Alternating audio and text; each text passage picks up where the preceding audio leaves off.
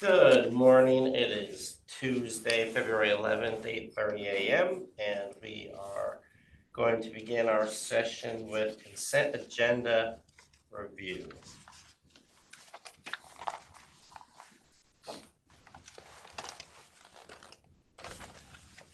Are there any items so far on consent agenda that you guys have any questions on?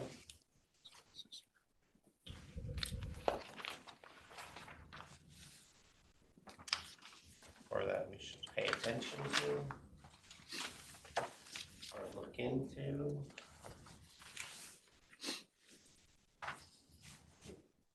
You're good.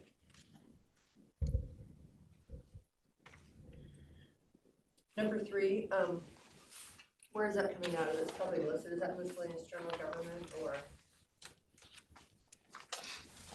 That is. Hang on.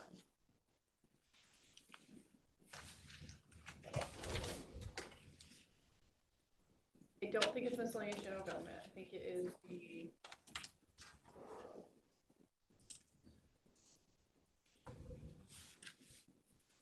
Commissioners, that's the one I need help with for you to decide where it's going to come from. The prosecutor's office has determined that that's a deductible that the commissioner's office must pay. Okay, we should have a line item in miscellaneous general government There, so I guess there is an interfund insurance in miscellaneous general government. for about 100,000, 50,000. It's 150,000 in interfund insurance. Did you want it to come out of there? Or there's also.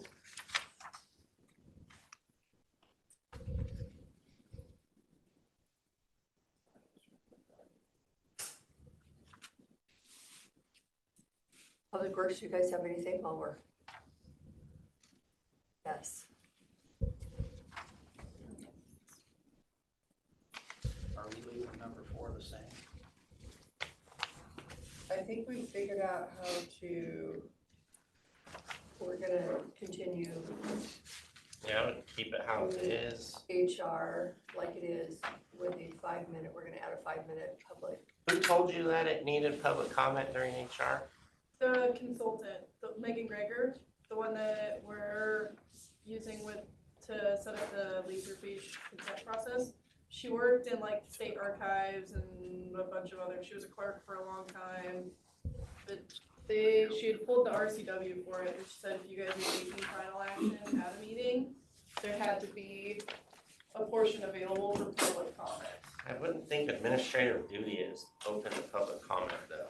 But you're signing stuff and it's Signing employee powers. Legal had said the opposite, so maybe we need to check with them again. Just because it just seems weird.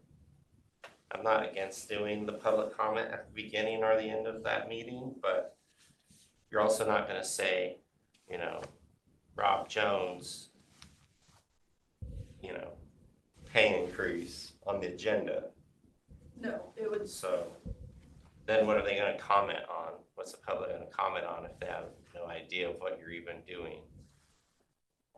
You just have to have that option available. It would just, the OPMA had said if final action is taken, public comment there should be a portion available for public comment, and final action is, like you guys signing stuff is final action.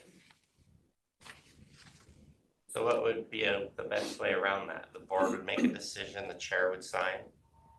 You would still, so There's you guys still made an a action. decision though. It's just leaving 5 But, minutes. We did But 5 when we minutes. sign a plat upstairs, I know, we probably technically, Like, we probably shouldn't. so it's like, how far do we wanna keep going with, That would be, you know what I mean? Probably. It's like, So probably a plat should be, we're taking action yeah, on it it. should Probably be on the consent agenda.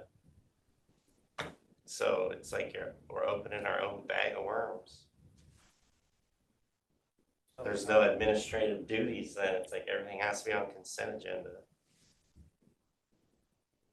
That's our legal, Yes, probably, their opinion. yeah, but then, yeah. They're ultimately the one that's gonna protect us if we're doing something wrong. They had asked a couple of years ago, I remember when Kirk looked and it was administrative duties weren't considered final action. Was Kevin's thing then, but maybe we should revisit it.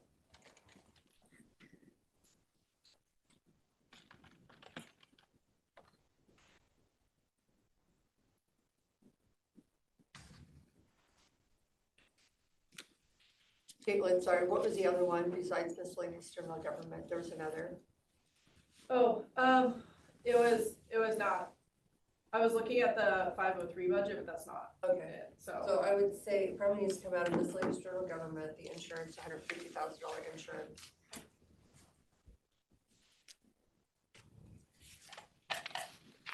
Settlements, whatever we had. What was that one for? 10,000? Yeah, Yes, who it is was that? the incident Ross claim. out. Oh, the water or whatever. Yes. Gorge. That's wild.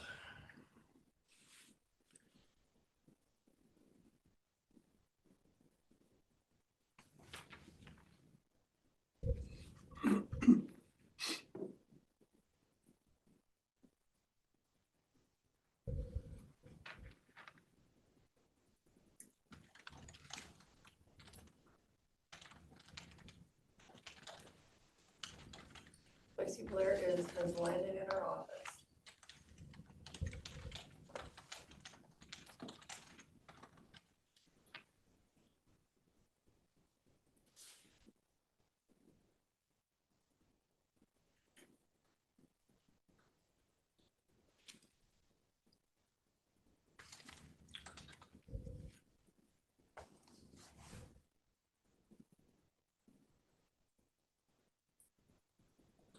So this grant that goes to the food and farm program, what's that for?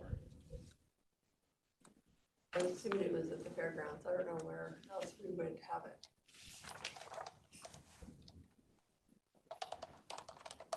But I too.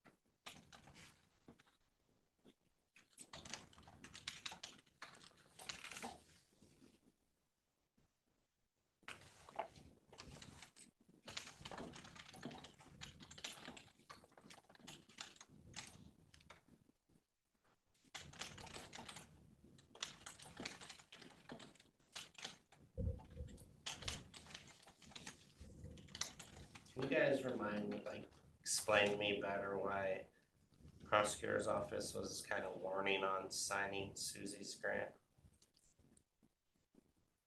I think they were concerned with what's going on with The new, the feds and the state as far as the grants that are going out, or they're putting a stop to them. I think they were concerned that we may have to pay that back. If the state- well, I think there were some things that were out of compliance with, Trump wanted and what our The state, governor is maybe going to file suit on. so it's a fight between the feds and the state. But as Susie doesn't get the money, she doesn't get the money. We'd and- have to probably fill it anyways.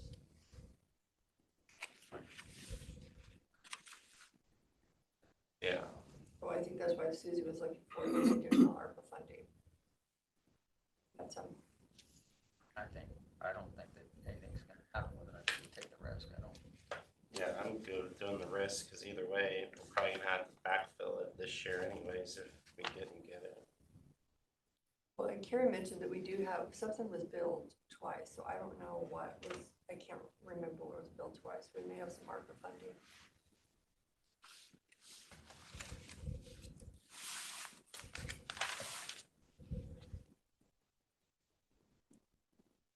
Remember what it was? I think it was something No, with our Randy office. said it. Caitlin, do you know what it was? It was something within our office, so it could have been for grants. But we haven't taken anything for grants.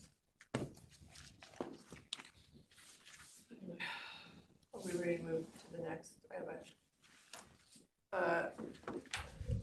there was a letter of support that Pat Boss would like. I don't know if he sent it to you. I just sent it to Barbara Caitlin. Requesting to be on the, I believe it's the governor's energy. Task force.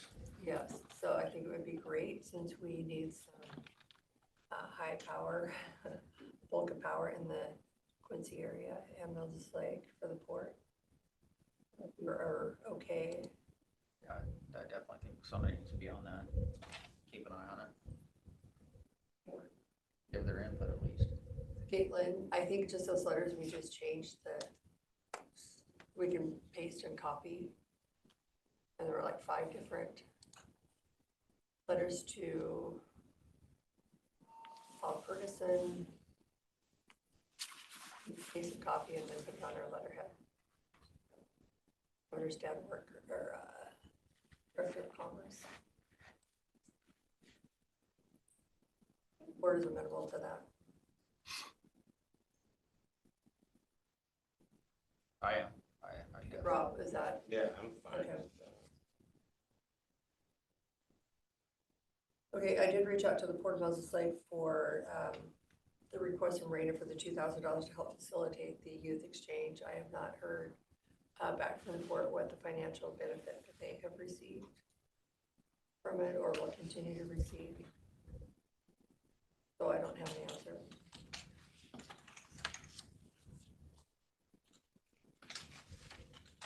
And then Kamaki has reached out. I need the seal, the Grant County seal, so where would I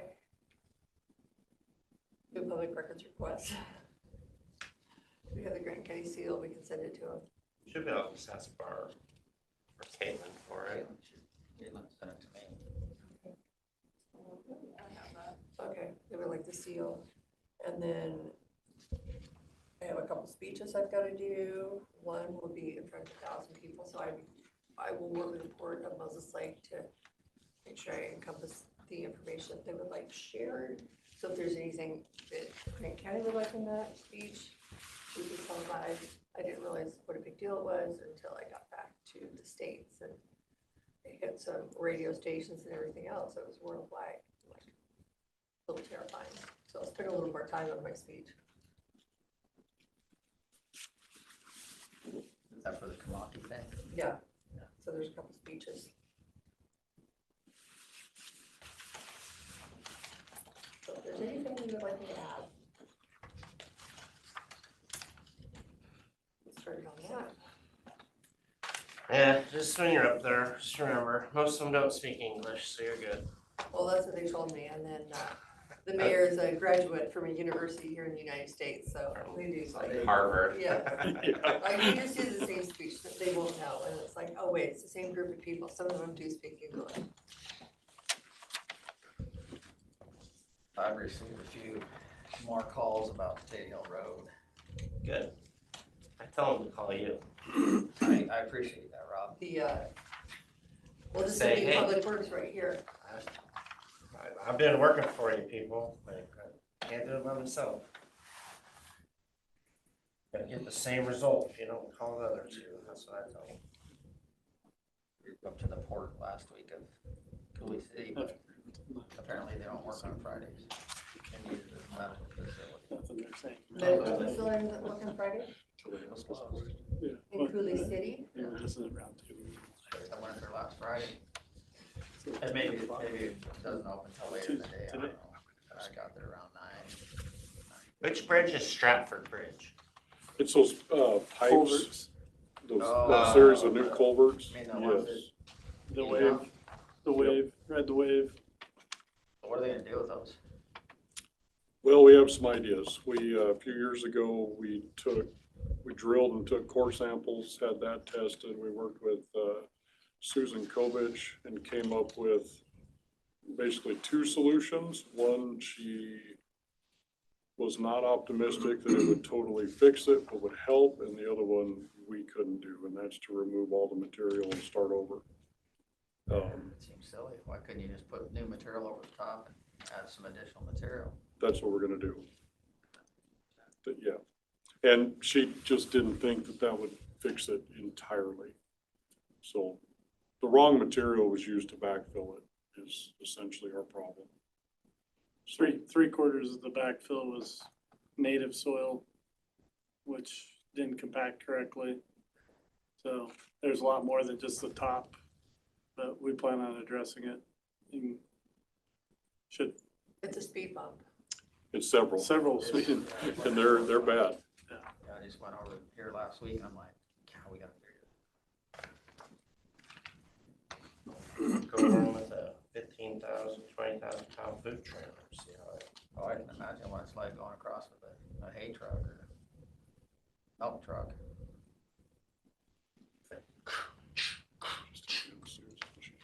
Ooh, who was the engineer that did that one? That was done in-house. What's that? That was done in-house. That was when Jeff Tincher was here. Whoops. Is it,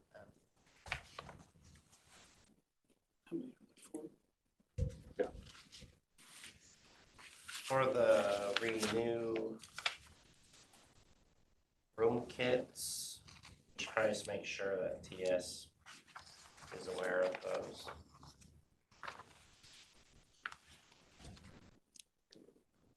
$23.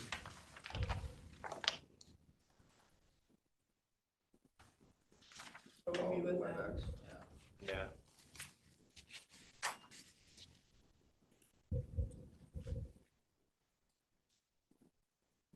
Alright, Do they normally work with the IT department when they're supposed to, yeah.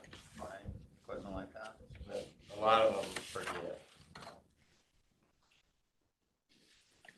You normally install it, isn't there our? Typically, it's something Or they're, they've contracted. So it's always good to ask. I like this one. just make sure, yes. Oh, Make sure about it. that's right, it was Friday. Okay, any discussion items? What would you like me to tell Rena on the exchange?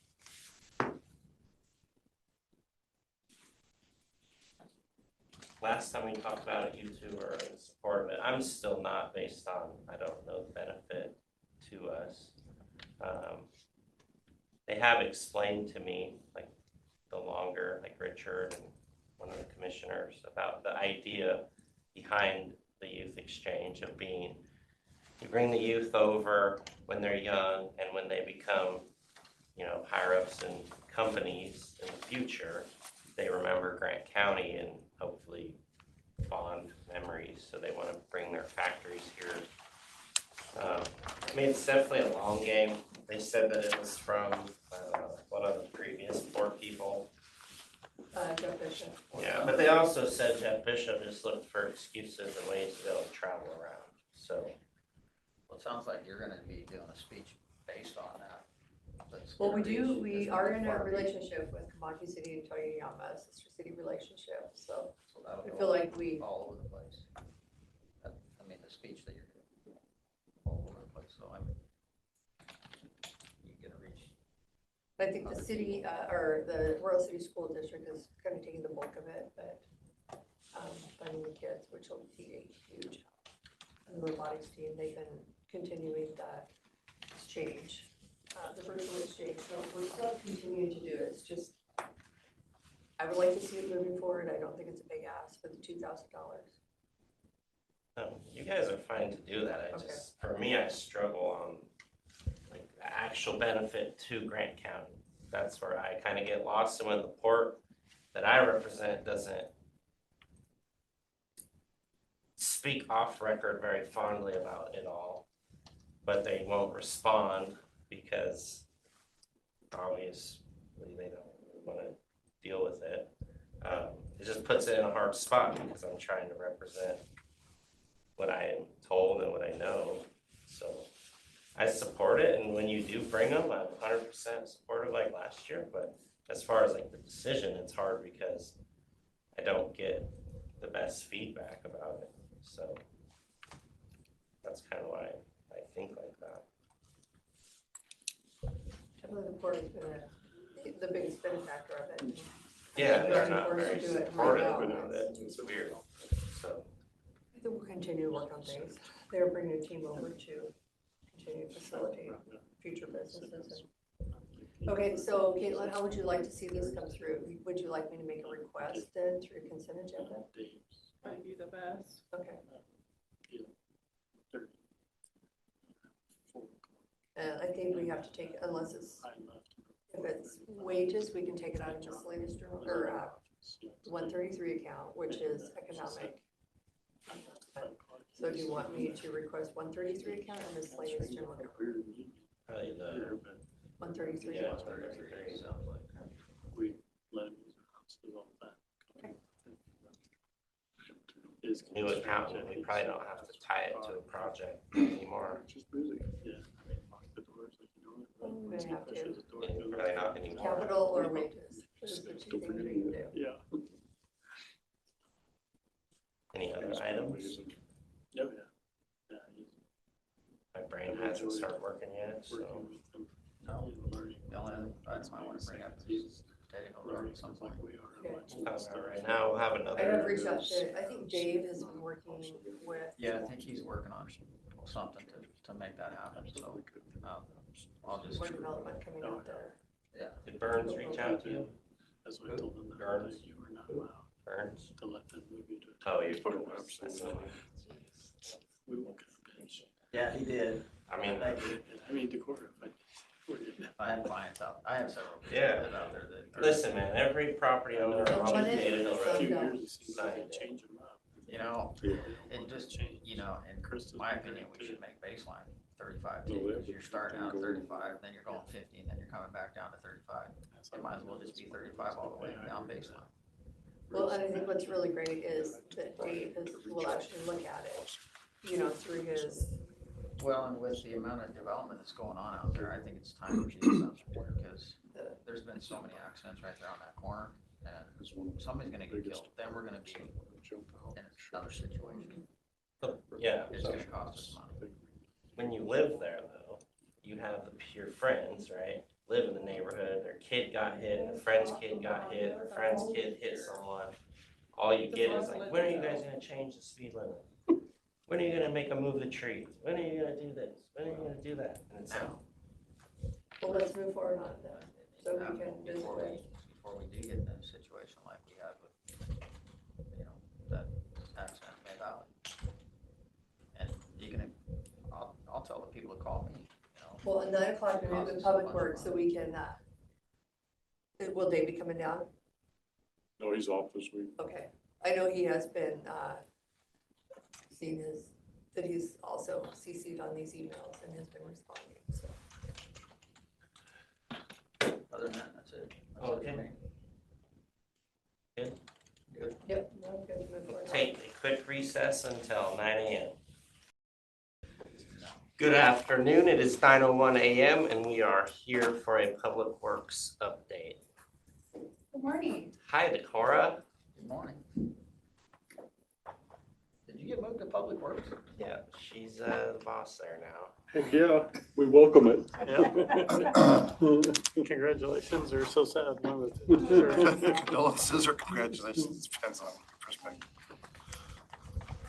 So good morning. So John's gonna go over our accomplishments. Or no, let's do the PMRT first, in case you guys wanna leave. It's your meeting, so. Okay, so budget, but yeah, let's do that first. So where are we at with those positions? We have the 2 litter crews, the solid waste environmental tech. What was the other 2? Public Works foreman and solid waste foreman. Okay, Just wanted more information on these positions. is what we want. Foreman, Okay. road Should operations. have the notes. And I believe we got all the information in, right? Yes, I think the commissioners wanted to ask Andy some questions about the positions, so when they made a decision. you guys want Cindy here for that? We could start with the accomplishments. I'm just trying to find my questions.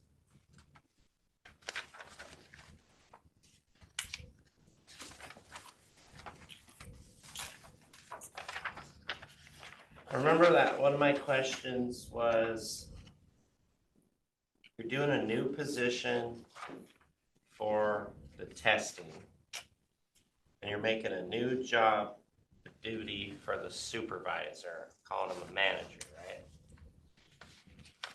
And then you had a new foreman. So I was wondering, so you had 2 new positions. The litter crew, I'm fine on, that's pretty self-explanatory. Who it reports to, I was a little confused on, because I felt like if the weed sprayers and everyone were reporting to John, that the litter crew should probably report to John. Well, we're gonna have those report to solid waste, but there is gonna be a lot of collaboration. Our foremans, they're out on the roads, there is gonna be a lot of collaboration. Yeah, that's kind of what I was thinking was, well, solid waste is focused at the landfill, not the roads. Well, and this one's gonna be a little bit different than what we've had in the past with just our seasonals, because I want them to go out and do the entire length of Stratford Road down. Yeah, that's the idea of Yeah. it, was they would not be at the landfill. Right, no, they're not going to In be. Mattawa, they would be in everywhere picking up, when people decide to dump their trailer. Well, and our seasonals in the past have focused on illegal dumps more so than just doing roadside pickup, where the full-time litter crew, we're gonna have do both. Then in your rate study, I would probably look at that paying for those, obviously those positions, as well as the cost of the material. They are included in our rate study. Okay. So I guess the difference between your foreman and manager, and your test reader, and So- then why the foreman or the manager couldn't do the test reading, So and is there enough for all of those? enough work? Yeah. Yes. So let's do the environmental tech first, the tester. We are currently already paying parametrics to do some of this work. The workload is increasing. I think we spent $77,000 last year just on our methane testing. And then that has dropped from a 100-foot grid to a 25-foot grid. So the new landfill that's closed, not the old part, that has to be walked on a 25-foot grid. And then if we get a hit, he has to come back in 7 days and test again. So if that position can do that, that position can do all of our water sample testing outside of the remediation. Right now, we're paying PG&G to do that. So this position is going to be, it's not going to save us money, but we will not be paying it to outside consultants. We'll have our own employees. Which I And then- get that, but I guess PG&G isn't there daily, No, where you're gonna have this person daily. So that's kind of where I'm just kind of wanting to make sure that they have enough going on to have that and additional. part of their position is gonna be keeping up on the changes with Title V and making sure that we're compliant, doing stuff like that. They're also gonna be part of that remediation when it starts up in April. Brian Pippin, he thought it was great that we would have somebody that can do simple things like change carbon filters that they have to be cleaned or changed about every 100 hours. And the thing runs 24 hours a day. So they're gonna be involved in that as well.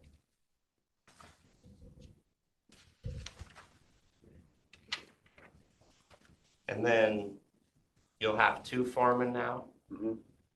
So I guess how that breakout is, and then with your manager. It just seems like a lot of additional right off the get-go.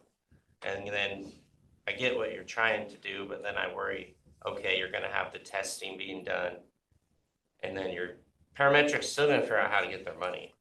Or PG&G, I mean, that's just Well, my opinion. I'm just thinking of trying to get through it rather than just being like, yeah, 3 new positions or 2 new positions. No, this is good, Rob, but I, especially with the environmental tech, I think we have plenty of work for them to do, and the restrictions are only getting tighter. The methane tester, we've always rented them, because we're gonna buy one now. They're $20,000, but we have to use them so frequently now, we're gonna purchase one. It's a losing proposition to keep renting them. The other thing is, within hopefully the next 8 or 10 years, we potentially are gonna have 2 sites going. And the foreman is operations. I wanna get my foreman out of doing testing, doing stuff like that, and I want them focused on operating the landfill. And we're open 6 days a week. We're currently already paying one person on Saturday out of class pay to step in and be our foreman, but there's a lot of things he can't do. And then that person is being paid whenever Jason or Jackie is on vacation. And the other thing is, once phase 4 is constructed, they have to start bringing in just residential garbage. It has very specific types, so less likely to puncture the liner. And so we're gonna have 2 active tipping floors going. So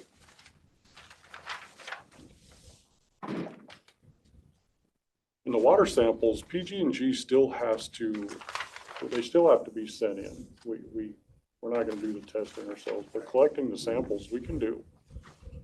And you'll just send them to them and they'll do it. And then see, there's a report that comes back that has to be reviewed by Jason or Jackie right now before it's submitted to Department of Ecology. That's gonna be part of this environmental tech's job as well. And just keeping up on the regulation changes, that's gonna be a big part of it, and making sure that we're in compliance.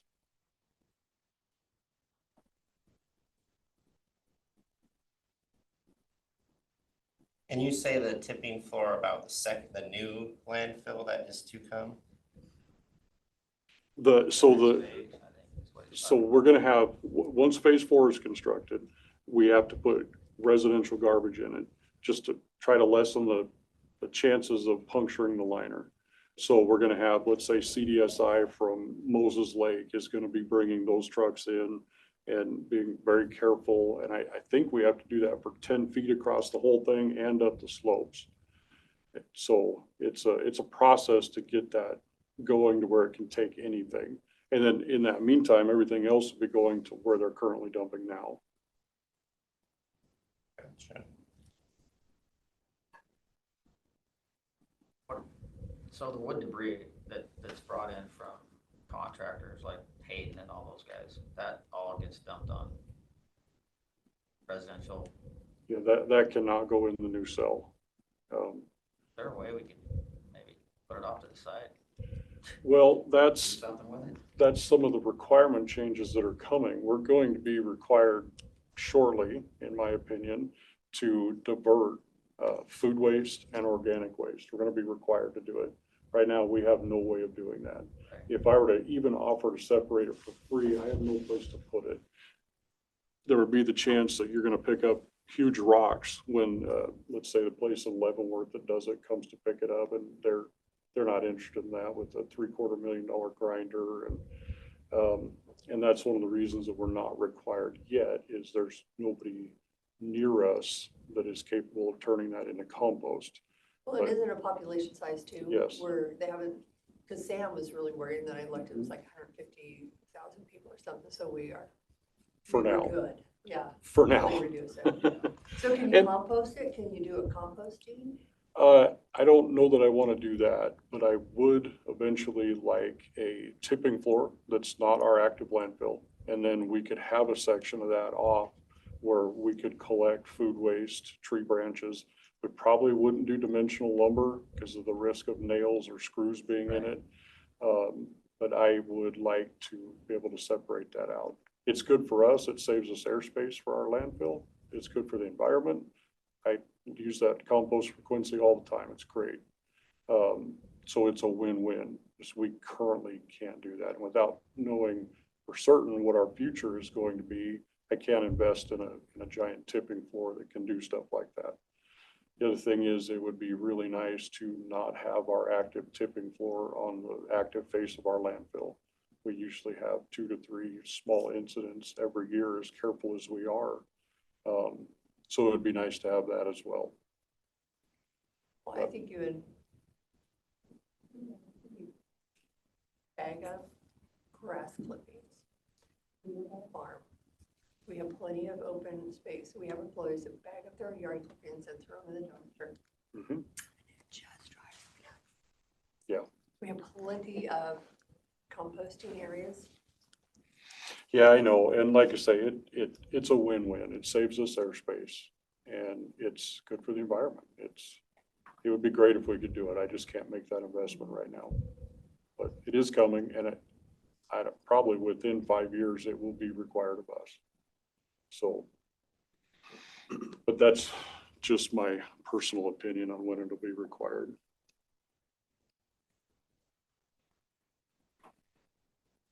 The only other question I had was the new manager slot, that's the slot you're operating in currently. James Davis is currently. He was, yes, until Sam left. So the new requested one is your old spot. Is your current creative?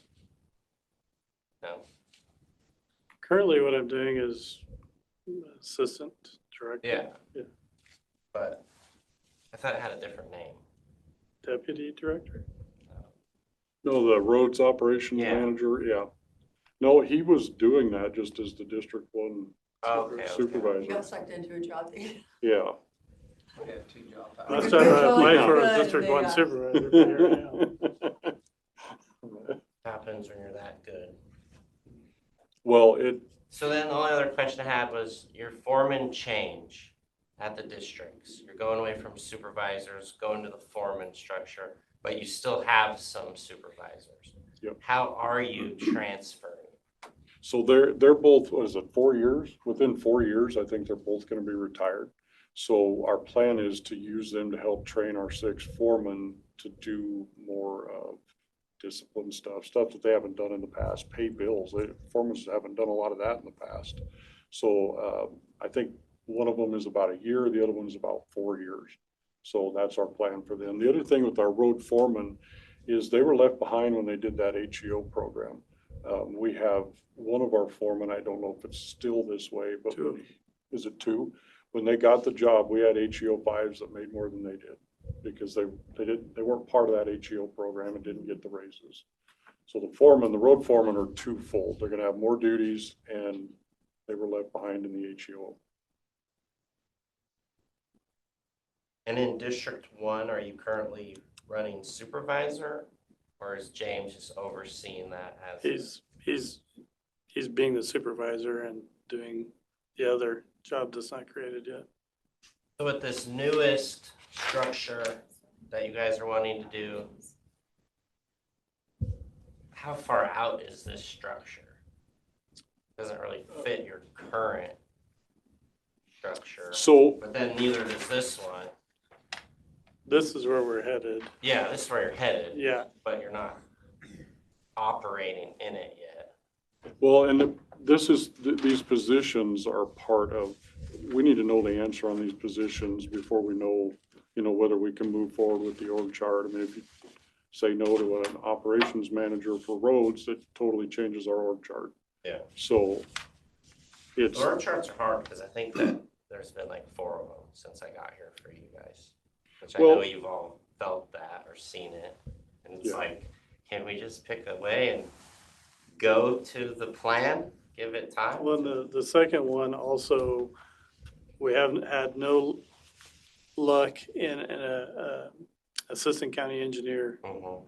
And those positions moving over underneath and they are operations anyway. They really shouldn't be underneath the engineering. The 4 positions, the bridge, ER&R and such, all moved over because they are part of operations. And without hiring an assistant county engineer to help Dave with those extra positions, this makes more sense. And of course, Andy and I weren't part of the meeting where they talked about getting rid of that. We were, Yeah. so we didn't really know where that went. and part of the reason, I mean, it's just a difference of opinion. They were put under the assistant engineer, like 510 by code answers to the engineer, ER&R. Bridges and signs, they always have to have some tie to the county engineer. If signs wants to deviate from the MUTCD, they have to have the engineer approve it. Mhm. Bridge, same thing. If he deviates from the plan, Dave has to approve it. But at the end of the day, 99% of the time, they're operations. So and then with not being able to hire an assistant county engineer, it makes a lot of sense to move it under operations. Yeah, I like it this way. I like it under John myself, but I But it just. is supposed to be under the engineer, so there's still input from the engineer, any change would go. But yeah, you But can't he's do a just not sign running change the without day-to-day. engineers. I So, couldn't change any I'm sure he'd plans be, on a bridge or Dave would be happy with MUTCD. that, yeah. Yeah, Dave supports it. Dave's There's a lot of. Dave's got a lot going on, and not being able to hire an assistant county engineer has not helped things. We stepped up as much as we can. I personally probably would have went this route from the beginning. It's just such a small amount that they have to work with Dave. There's no reason for him to be pestered with their day-to-day operations. So, but like I say, I see why it was done. I just wouldn't have done it that way. So, It's a new year, new. well, but No, I'm kidding. we would like No, one I that think- maybe sticks for a year or two. No, I think just a change. Just when you make a change, it's kind of hard. I don't doubt it, Laura. So, the 5 positions that have gone through PMRT, do we talk about them now, or do we talk about them in your meeting, Decorah? What would be? Either one, if you want to think a little bit, and when I come back at 1, we can discuss it further and make a decision then, or if you're ready to make a decision then, that's why I'm here, so I can. What do you think, Rob? I read all my notes. And all the positions that we're asking for in solid waste were all included in our rate study. Yeah. So, Yeah, I think that it's just you're guilty by association, right? It's not your guys's. The reason I have my questions aren't on you two. Yeah. It's the changes, the sneaky changes that Dave and Sam both tried to do at times. Just weird, like, why are you were going this way, now you're going that way. Yeah. I mean, I'm all about being nimble, but like, whoa, I don't know if you knew what you were planning. So I do support this structure and the positions. thank you. Well, and I appreciate the buy-in and working so that it was done kind of in an open, it's because I think I don't know if they meant to do it sneaky. I think just things happened and they were just trying to facilitate just kind of write the plan as things were happening instead of maybe forward thinking And there was a lot of different thoughts between 2 people on how they wanted to go about it. So we're of the same mind of the way we need to be going, so. A cohesive plan moving Yeah. forward that has input and buy-in, but Decor and I are just in the change, Yes. implementing change, getting everybody on board, so. Well, I do and, appreciate getting, the buy-in and Dave's been a part of this as well. It's a little different vision than what he and Sam had, but he agrees with this. He's actually the one who made that draft up for us, Oh, so. I know. I've seen a few of them. Yes, I heard Rob say he was in agreement with the structure and all high positions. Yeah, I just think it's important to note that with the, 3 new positions at the landfill, the rate study is going to come back higher than per ton. So remember that as commissioners, as we go forward, it is going to increase. Well, I think if we don't do that, we're gonna find ourselves way behind. I mean, the cost of the landfills are going up. Yeah, well, we are already way The behind. cheapest, so. So I have a question. When I come to you with that rate study, why has there never been like a year-over-year 3% increase for I've cost asked of that question living? myself. Or, I mean, That's a really good question. then we wouldn't have these wild swings Well, we where, did talk about slowly implementing I that think increase. the biggest reason is because by consolidated disposal, they have to go to utilities division and they have to change their rate schedules. And I was told it takes 2 to 3 years for them to change those rate schedules. yeah, and we have to get it into our solid waste management plan Right. and get all the cities to agree with it. It just makes sense to me that there is some type of increase built in, basically a cost of living increase. So I don't know if That would- every year it was a 2 or 3 or the COLA for whatever that they could send out and notify, because every time there's a change, that Consolidated has to notify all of the, we're not ratepayers, but the users, that Yeah. there's gonna be a change, and I think is it the UTCs that they've gotta notify? I mean, I think it is a little bit more difficult than, I'm just gonna pass this on because of the notification process. But I think if we had that already in plans, like every year goes up 3%, and they can put that into their plans Mhm. and send it on, and at the time that they get approval, then it would just be every year, it'd be up 3%. And that's my thinking as well, Kevin. I would prefer to know that. And once you approve it, it's gonna be 2.5%, 3%, whatever the number is, year over year, and we know it's coming. We did that with building and planning though, and they removed it the next year. Do you know why? Maybe I'll ask I mean, Jim. at the time, it was kind of like, the whole point of this is so that your public doesn't get a sticker shock. Yeah. But I think it was that 2.68% increase, maybe it wasn't just a round, simple number. Well, but building cannot make money. So building and the permits have been coming in pretty fast and steadily. So they're siloed with a legislative. So they can't, whatever funds, if they have additional, it does not go to current expense. It's used only to fund their department. But the more small increases, like on assessments, right? If you just had a 4% increase this year, wouldn't be a big deal. Right. It's when it's I a agree.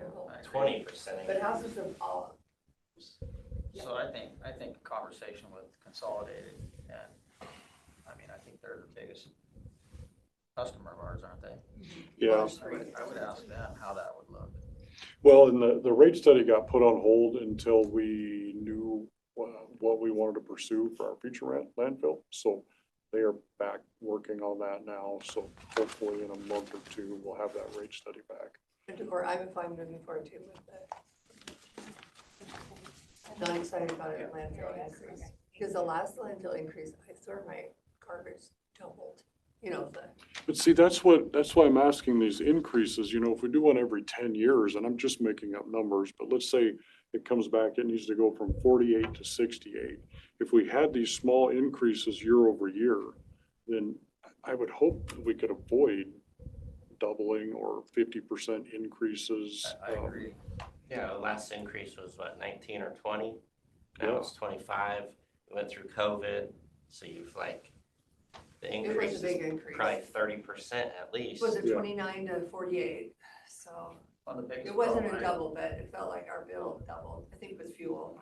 Are we still one of the very cheapest? Oh, yeah. Yeah, we're the bottom third, like the third to the bottom, I think. And with the whole new landfill to start and everything else, And we're growing. Well, when we went to that waste to energy tour, she asked what our rate per ton was, and we told her 47.88 or whatever it is, and she said, how? Because we have cheap commissioners. Because theirs, I think, was We like, need to make an adjustment. I think theirs was like 128 or 118. It was a lot. And I'm with Cindy. I didn't like seeing my CDSI bill going from $50 to $90. Like, oh, well, 90 to 95, that's a little more doable. So anyway, I just didn't know why it hadn't been done that way, but I'll probably be asking. but with the rate increase, those 2 new full-time litter cleanup are gonna be busy. So our roads We will have start some seeing more. areas. We need beam cameras out there to Also, count the trash. It'll circle around where they're used. But I guess with the rate increases, we can afford to pay for them to go pick it up for everybody else. I've got one else. Thank you. Thank you, Corey. Thank you. No, so. So we have 3 minutes. On the amendment 27 for parametrics, that's for the active landfill, the operational landfill. It went up $176,000 from last year, but 170 of that is for phase 4 project management. So in reality, it went up 6,000 over last year. It was kind of a big jump, so I wanted to explain it.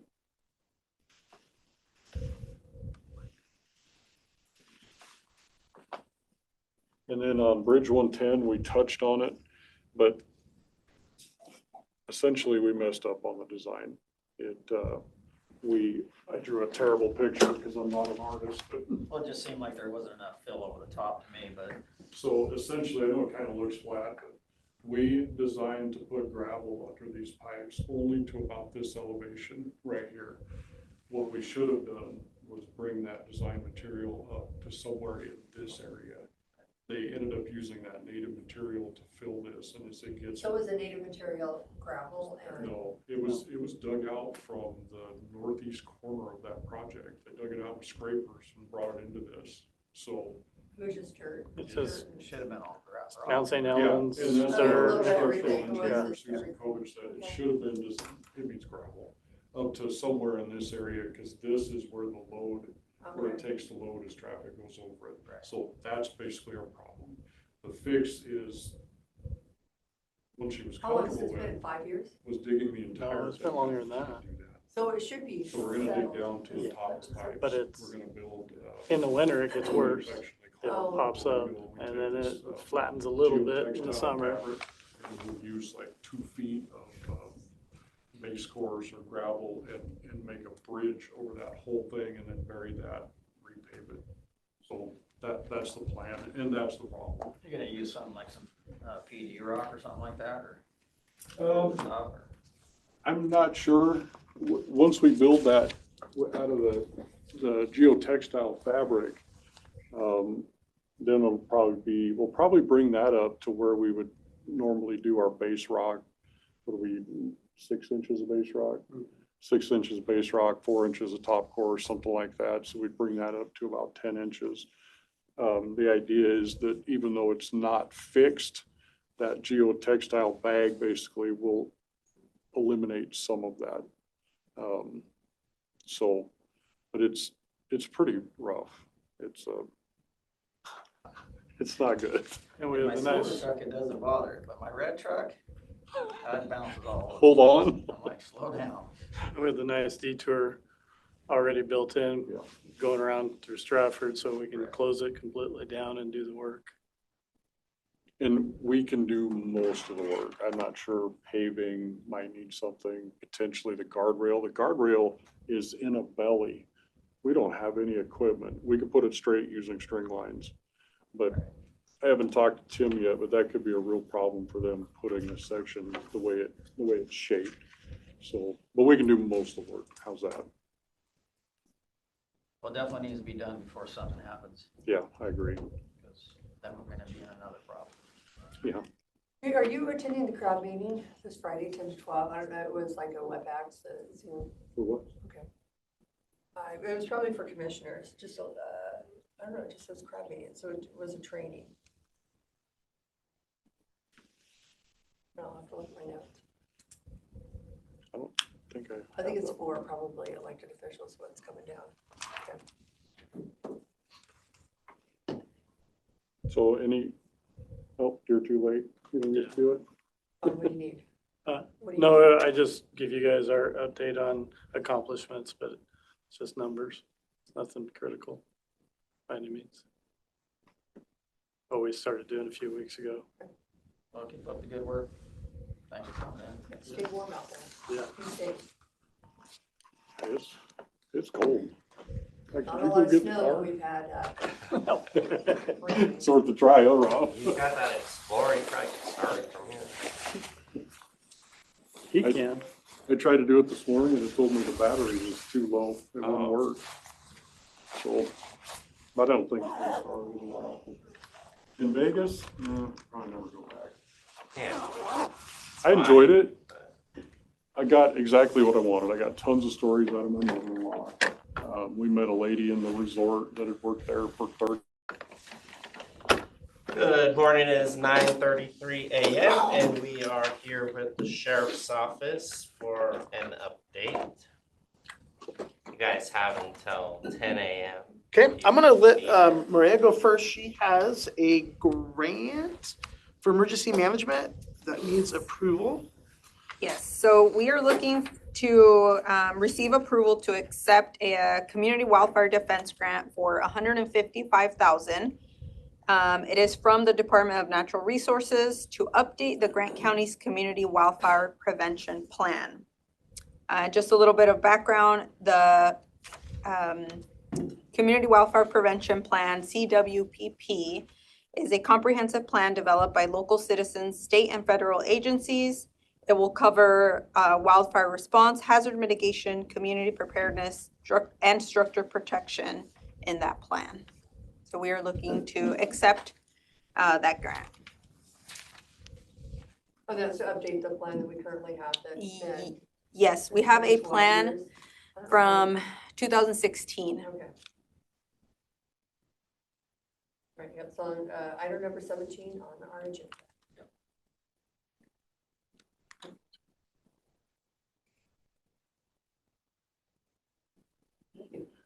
And is that today, Yes, Is there- at 2:00. 2:00 today? Okay.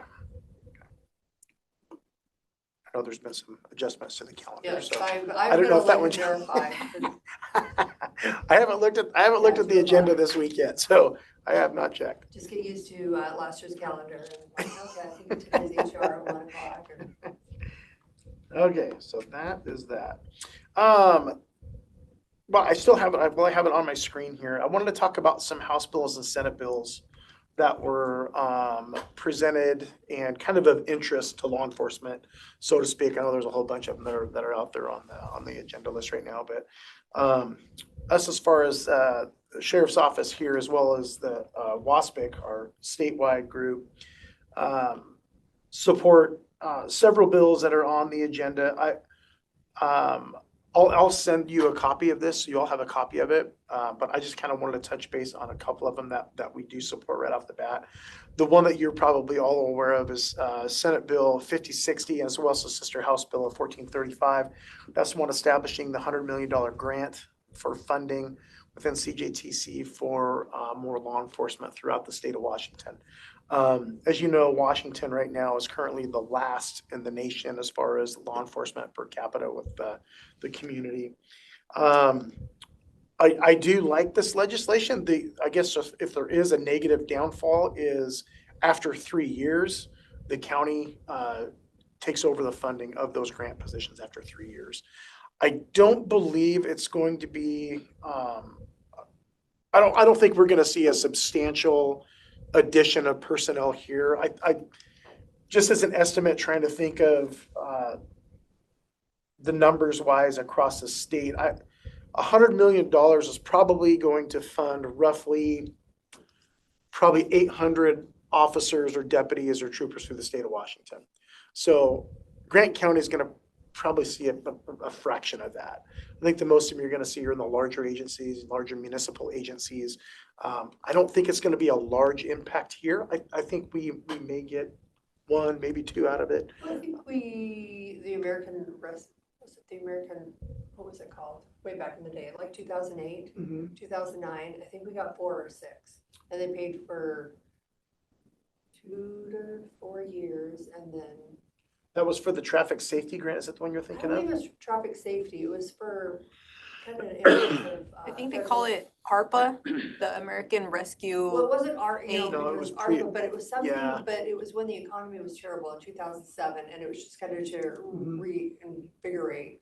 So I want to say it was 2009, 2010, maybe 11, when the economy, it was just kind of to pick up the economy. Yeah. So I want to say we had 4 to 6, and they did it for a few years, and then it was just kind of like 100%, then 75%. The last big jump that we got in personnel in that time was in 2006 when we started the traffic unit, and that was when Public Works funded those new positions for us at first. That I wasn't. wasn't here in 6, so it Yeah, was after I was here, but it was after. That was the last big hire we had. Dave Pinoza Was in the one. 06. So it was when Dave was here, because he was the one. So, But it worked well. I mean, I think Yeah. we were worried that, okay, what happens when we're at 50%, but you can kind of sure. budget it in, and it worked out just fine for us. Yeah, so that's out there. It's on the agenda legislatively, which I think is great. Another one going right behind that is Senate Bill 5285 and 1436 House Bill, which is to enact a 1/10 of 1% sales tax against the state to hire additional law enforcement as well. So the state's going to take that. Kind of works alongside with the House Bill and Senate Bill I talked about earlier. Let's see.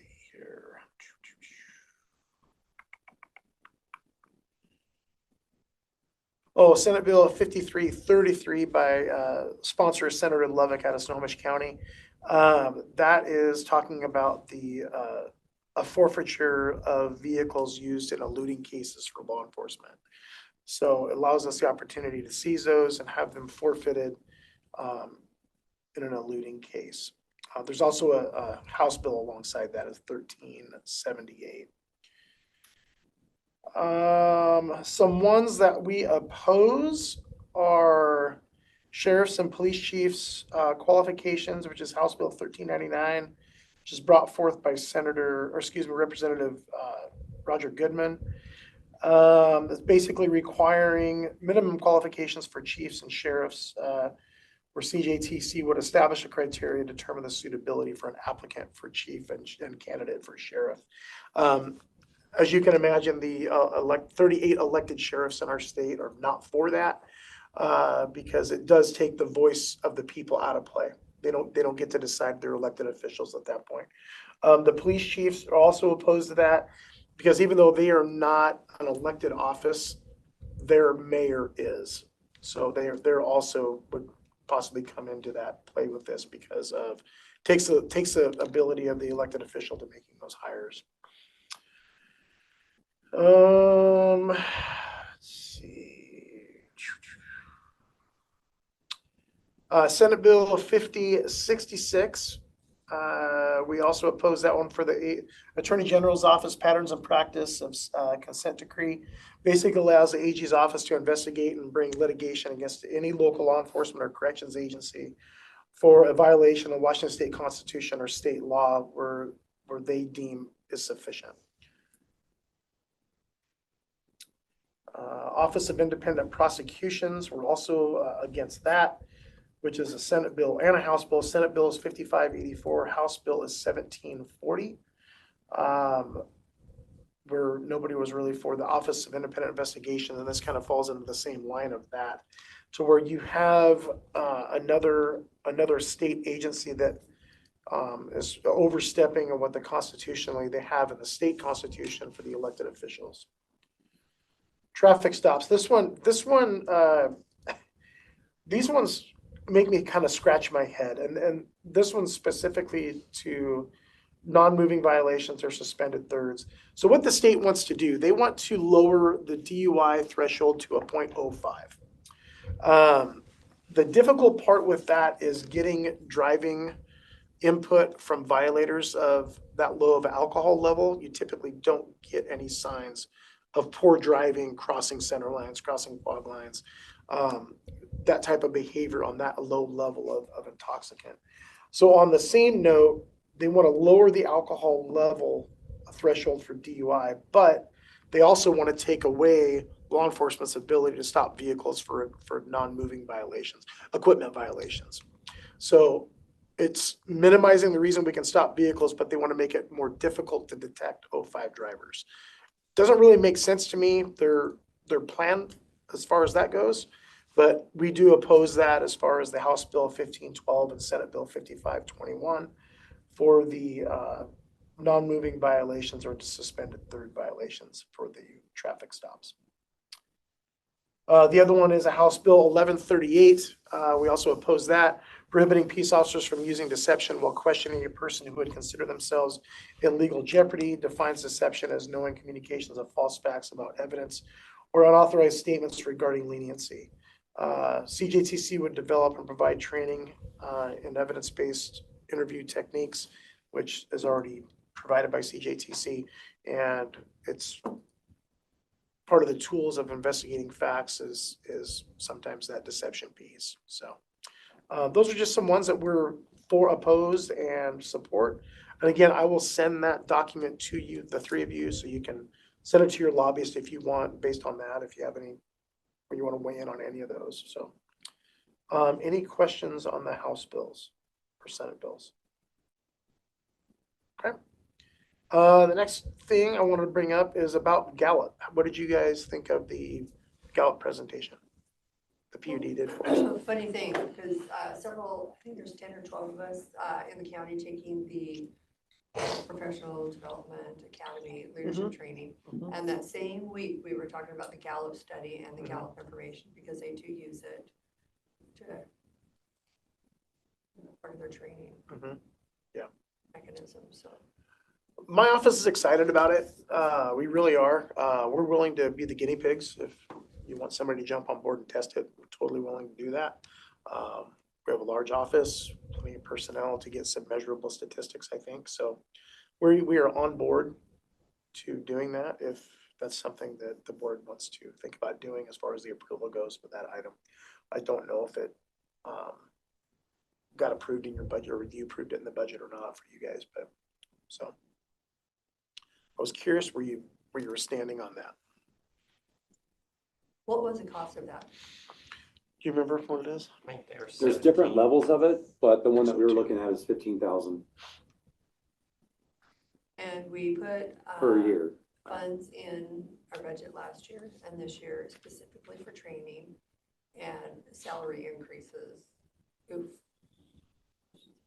When we do our salary survey for the employee, all the employees throughout the county. So there is a training mechanism that was put in, budget that was put in for 2 years now.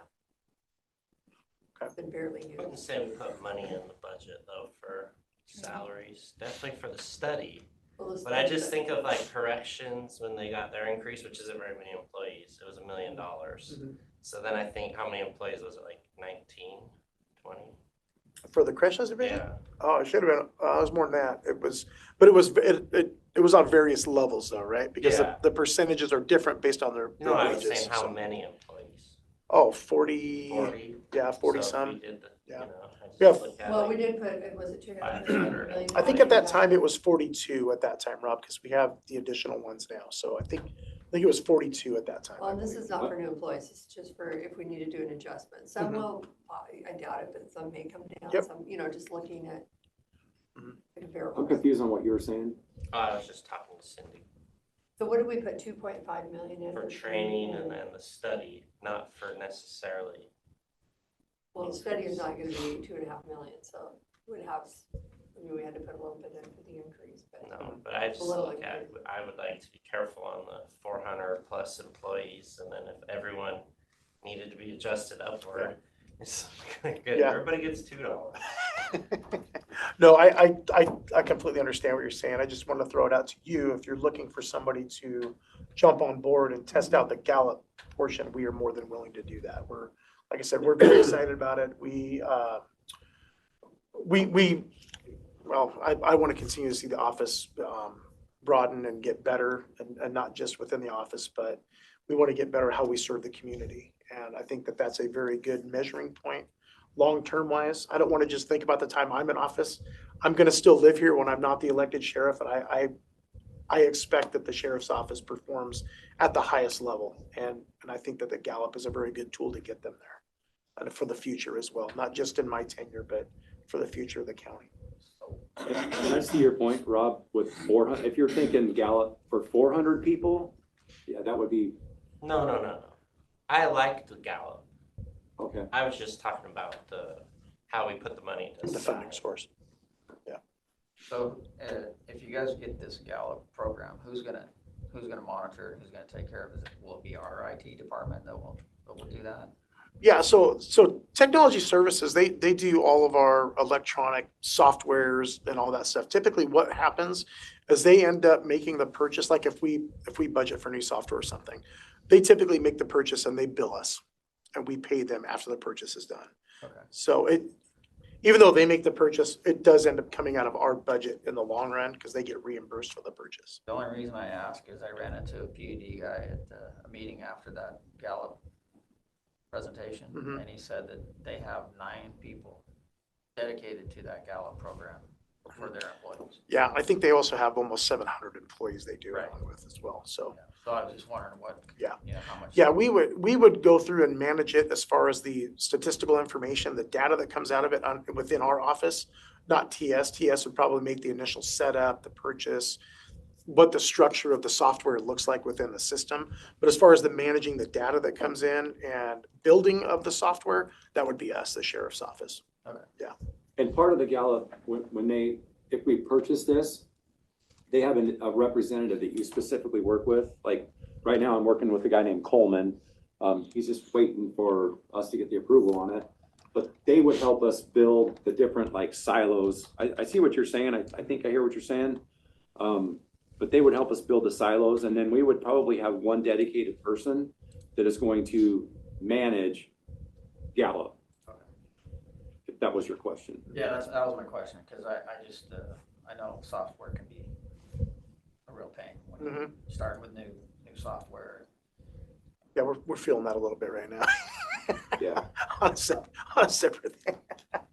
But like they said in the presentation, it is a task, and it's something that needs to be taken seriously and not just a one-time purchase and then I'll just forget about it. Right. It's a continuous program, and you got to be all in or nothing. So I think as a sheriff's office, we're committed to making this happen. That was what I was looking for. Yeah, we are 100% in. So yeah. That was all I had today. I didn't want to have a whole list of things and just rip through everything so fast that we can't absorb it all. So I don't know if the board has anything else for me, but that was all I really had to bring up right now. And thank you for entertaining my crew that came in last week when we were gone in Olympia. So that you got some good information on the fundraiser we did for Blue Bridge from Bo. We are still about $600 short donation wise to get that $2,500 match fund to get the $5,000 into our Blue Bridge account for the community. So we're getting there, but it was a good fundraiser we had. That was good.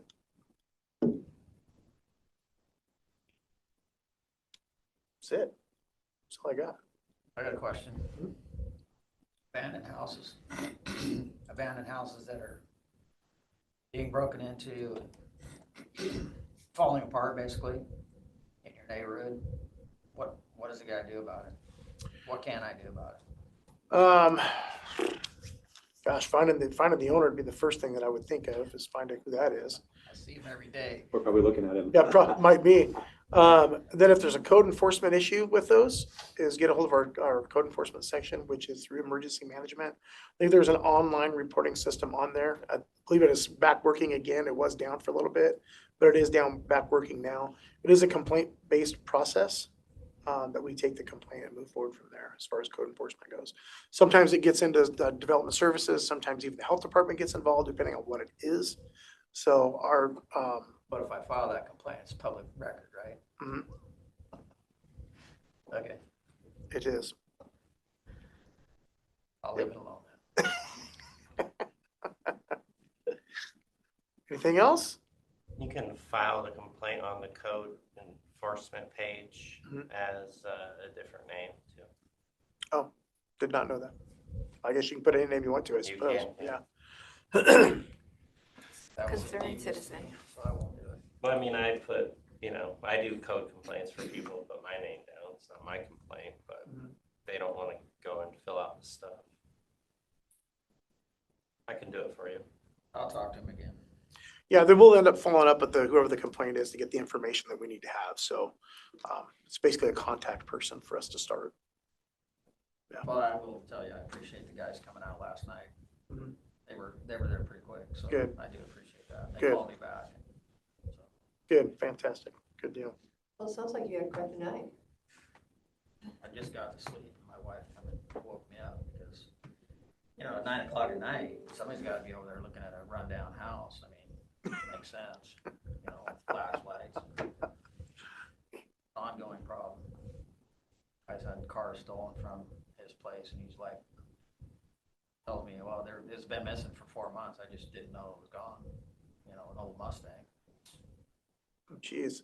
Gets a call 6 months later from a guy on the west side of the mountains. Hey, I got a car that I bought from a guy in Moses Lake. You got the title for it? He's like, yeah. But that Supposed was to go stolen. along with the car. Yeah. At least they He got his found car it. back though. Oh, The guy jeez. brought it back. He says, yeah, I thought there was something missing here. Wow, interesting.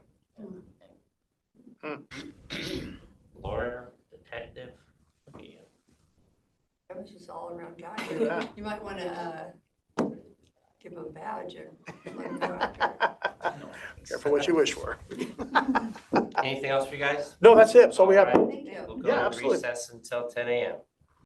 It's a Carrie Underwood, little under the decimal. Yeah. Probably should use it, but I do. Good morning. It is 10 a.m. and we are here for maintenance and facilities update. Okay. Well, I've just got some bullet points we're gonna go over here. So first we'll give you an update on Metasys. Go ahead. So we got we put the letter out, I don't know, a couple weeks ago already. That's a controller for the jail and the law and justice building for heat and air conditioning, all that fun stuff. And initially, their first thought on that could be anywhere from $4,000 to $15,000. We weren't getting answers from them, weren't getting calls, so we did some shopping and found a controller that should work on eBay for about $1,700. If we need them to help us program it and stuff, it'll be an additional just about $6,000 to help us just program it, install it if we need to have their help. If that controller doesn't work and for something goes wrong with it, they're anticipating $18,000 to swap it out. So it's one of the reasons we don't go with Johnson Controls on our new buildings. So, Yeah. So we're taking a little bit of a chance, but the one we found on eBay is from a retired Johnson Control tech who had removed this one when they upgraded to their latest iteration, which is a number of years ago. But his statement was it worked perfectly when they took it out. There's nothing wrong with it. So might as well give it a shot. You could save $12,000, $13,000, so that's the hope. Anything else on Metasys? nope. So it's just waiting for it to get here, and then we'll see if we can download the program. If we can, we'll do it. If not, we'll have them come in and give us a hand. So Metasys is the program. Yeah, it's kind of like when you hear, say, automated logic or web control. So the program we use to control all the HVAC in these buildings. Right. For Johnson Controls, their program is called Metasys. So So if you can download the program and do it yourself, then it'll be $6,000 less and yeah. correct. definitely worth a try. We'll give it a shot. So we get that going. That'll be a tremendous help for us to control the heat and cooling. So hopefully that'll last till the jail's finished, and then if we end up redoing that, then we'll replace everything over there? Is that kind of the thought? Well, we don't know. That's the thought, but whether or not we can afford it. So, and that's a great segue into my next bullet point is, so a number of years ago was when the Clean Buildings Act came out, it was signed by Governor Inslee.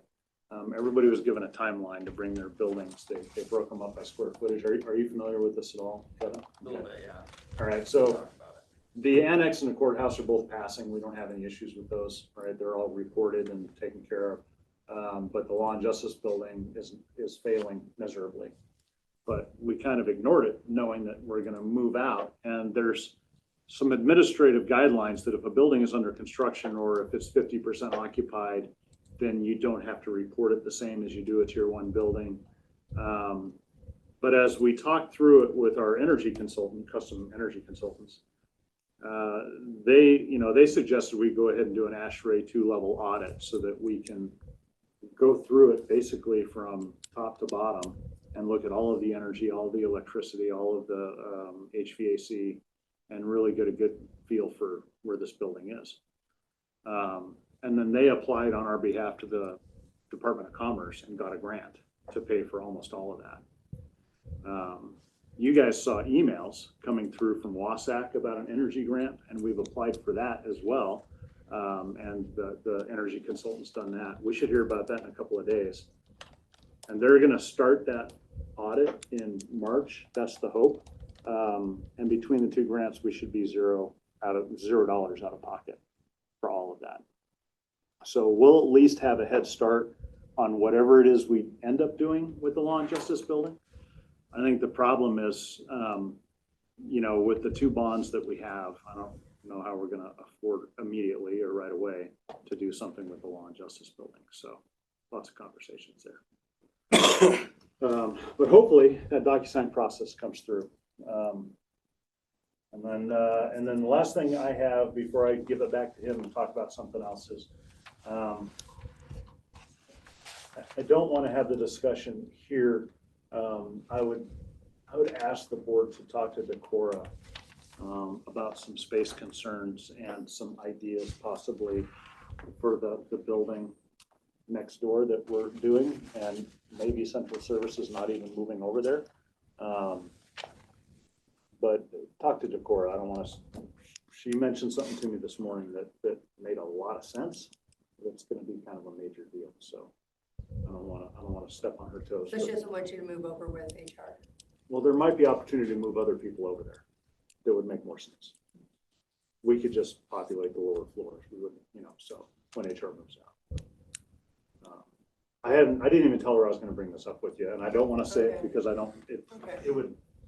It's moving cheese. So. Which building are you talking about? The new one that's out to bid right now that we're getting ready to remodel.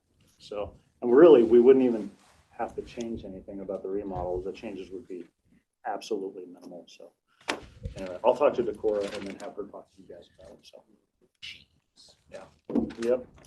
And so then moving on from that is to discuss space concerns, right? I'm going to send out an email, I think, in all Grant County discussing a policy or a procedure that has yet to be written, but people have to talk to facilities when they decide that they're going to hire people or take over offices or do things. And I'll let Kevin segue from that into a conversation with Crystal Burns in the Superior Court. Yeah, so it's just not her, right? It's just we get it from all different angles, right? And I think everybody kind of focuses and understands what they're doing in their department, but they don't understand how it affects the entire county, right? So her thing, the request we got yesterday was, we're going to take this space back over. We want a desk for it. And, the new person will be starting soon. And it's just like, well, from what I remember. It's not really a request. Yeah, so it's a demand. Well, and the other problem with that is the space that we're talking about is we had an employee, Lynette, who's the jury administrator, and for the longest time she was in a closet. I mean, it was not a recognized office space; it was a closet. So when we were able to move her out of there, we were all kind of happy. It was like, hey, we can make that one of the big issues we have is private meeting space for attorneys and their clients. And I never knew how much space we needed for that until I went to Chelan County and saw these little 4x4 rooms with a door. And I mean, it was like a padded cell basically. And I was like, oh, I guess you don't need much. And that room was perfect for that. And in talking to some of the attorneys that regularly see cases here, they said that that's what that room used to be used for. So to us, it was like, we're putting it back to its best use. So to hear from the Superior Court, oh, by the way, we're taking that space over and we need a desk because we've hired this employee. It's not a request, and it's kind of sucks. I think what we need to do is we need to add a section in our position management review, because now we have the whole board in that, but we need to add to that form if it is a new position, if TS has been talked to, facilities, no, and if we have technology equipment ready for them or planning for them, and are they gonna need a new space? Do you have space? So I emailed Decorah and you, so we can add that to that form. It's not like it's hard. That's a great spot for that. Yeah. Well, and I also think that we need a policy in place where people don't just go in and take cabins down and do whatever they feel like they want to do to county property without. And then I think it's already written in there. I think it just needs to be explained to people as such that this is county property and you don't just get to take a $5,000 desk system and take it apart, right? And I didn't find it again, but I did read something in our policies. And I don't know if it got somehow taken out, because I read it too. I remember when we put it in there, and now I can't find it either, so I don't know what happened. But yeah, when we started upgrading the furniture was built for the space, not for the person. All right, people can move all about, and we'll get the furniture they need for their space. But yeah, so anything else? Nope, just some good news. Since our last meeting, we actually extended offers to 2 maintenance positions. So the maintenance 3 for the public works and the maintenance 4 for the courthouse here. So we found some good candidates. We're still waiting on the reply from the maintenance 4 to see if he's going to accept, but I'm pretty sure he will. He was working for REC and his last day was coming up soon. Of note, on the maintenance 3 for public works, I had a long conversation with Andy yesterday. That maintenance 3 is going to be reporting here to the courthouse, getting his workloads, and we'll be sending him to the public works from here. And Andy is aware of that. So we'll make that work and do the trainings and stuff here. Yeah. And then that should, we'll work with Brian to make sure he's got that time to spend on the fuel systems. That should take some burden off of him to help him out with that to get caught up. That's been resolved. No, we'll see. Remains to be seen. So. Baby steps. Good. That's all we can do. They got the Wheeler building keys back. Yes. Yes. So we got them, the individual turned them back in and we picked them, or actually they turned them in here and we are back in possession of them. So the suggestion there in the future, if they have an individual that's going to occupy that office for the Vietnam veterans, I would just get them a card so they can badge through the door, and then we can just have a key for that office that's just for that office. I would agree. Speaking of that, can we go into executive session for 3 minutes to talk about personnel evaluation so I can give the board a heads up? Yep. We will go into executive session beginning at 10:11, returning at 10:14 a.m. for job applicant / evaluation, RCW 42.30.1101G. All right, could have gotten that.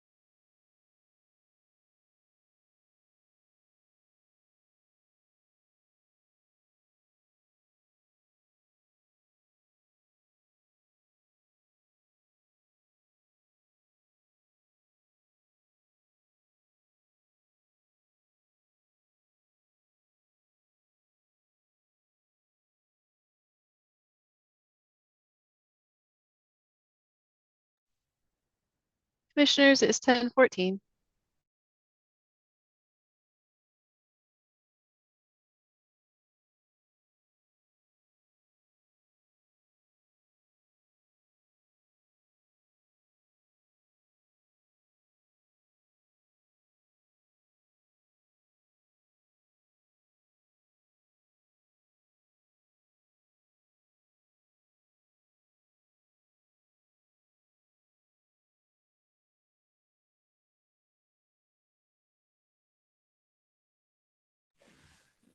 It is 10:14 and we are out of executive session.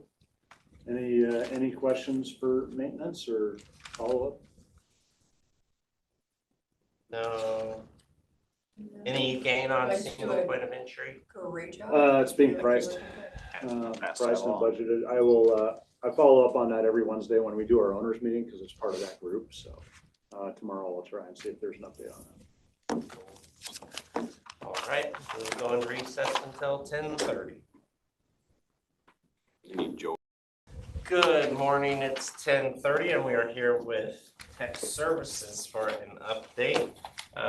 Just to begin, we have a consent agenda item from Renew for a quote on video bars, poly mounts for a Ephrata Grand Coulee WebEx room kit change. You guys are involved?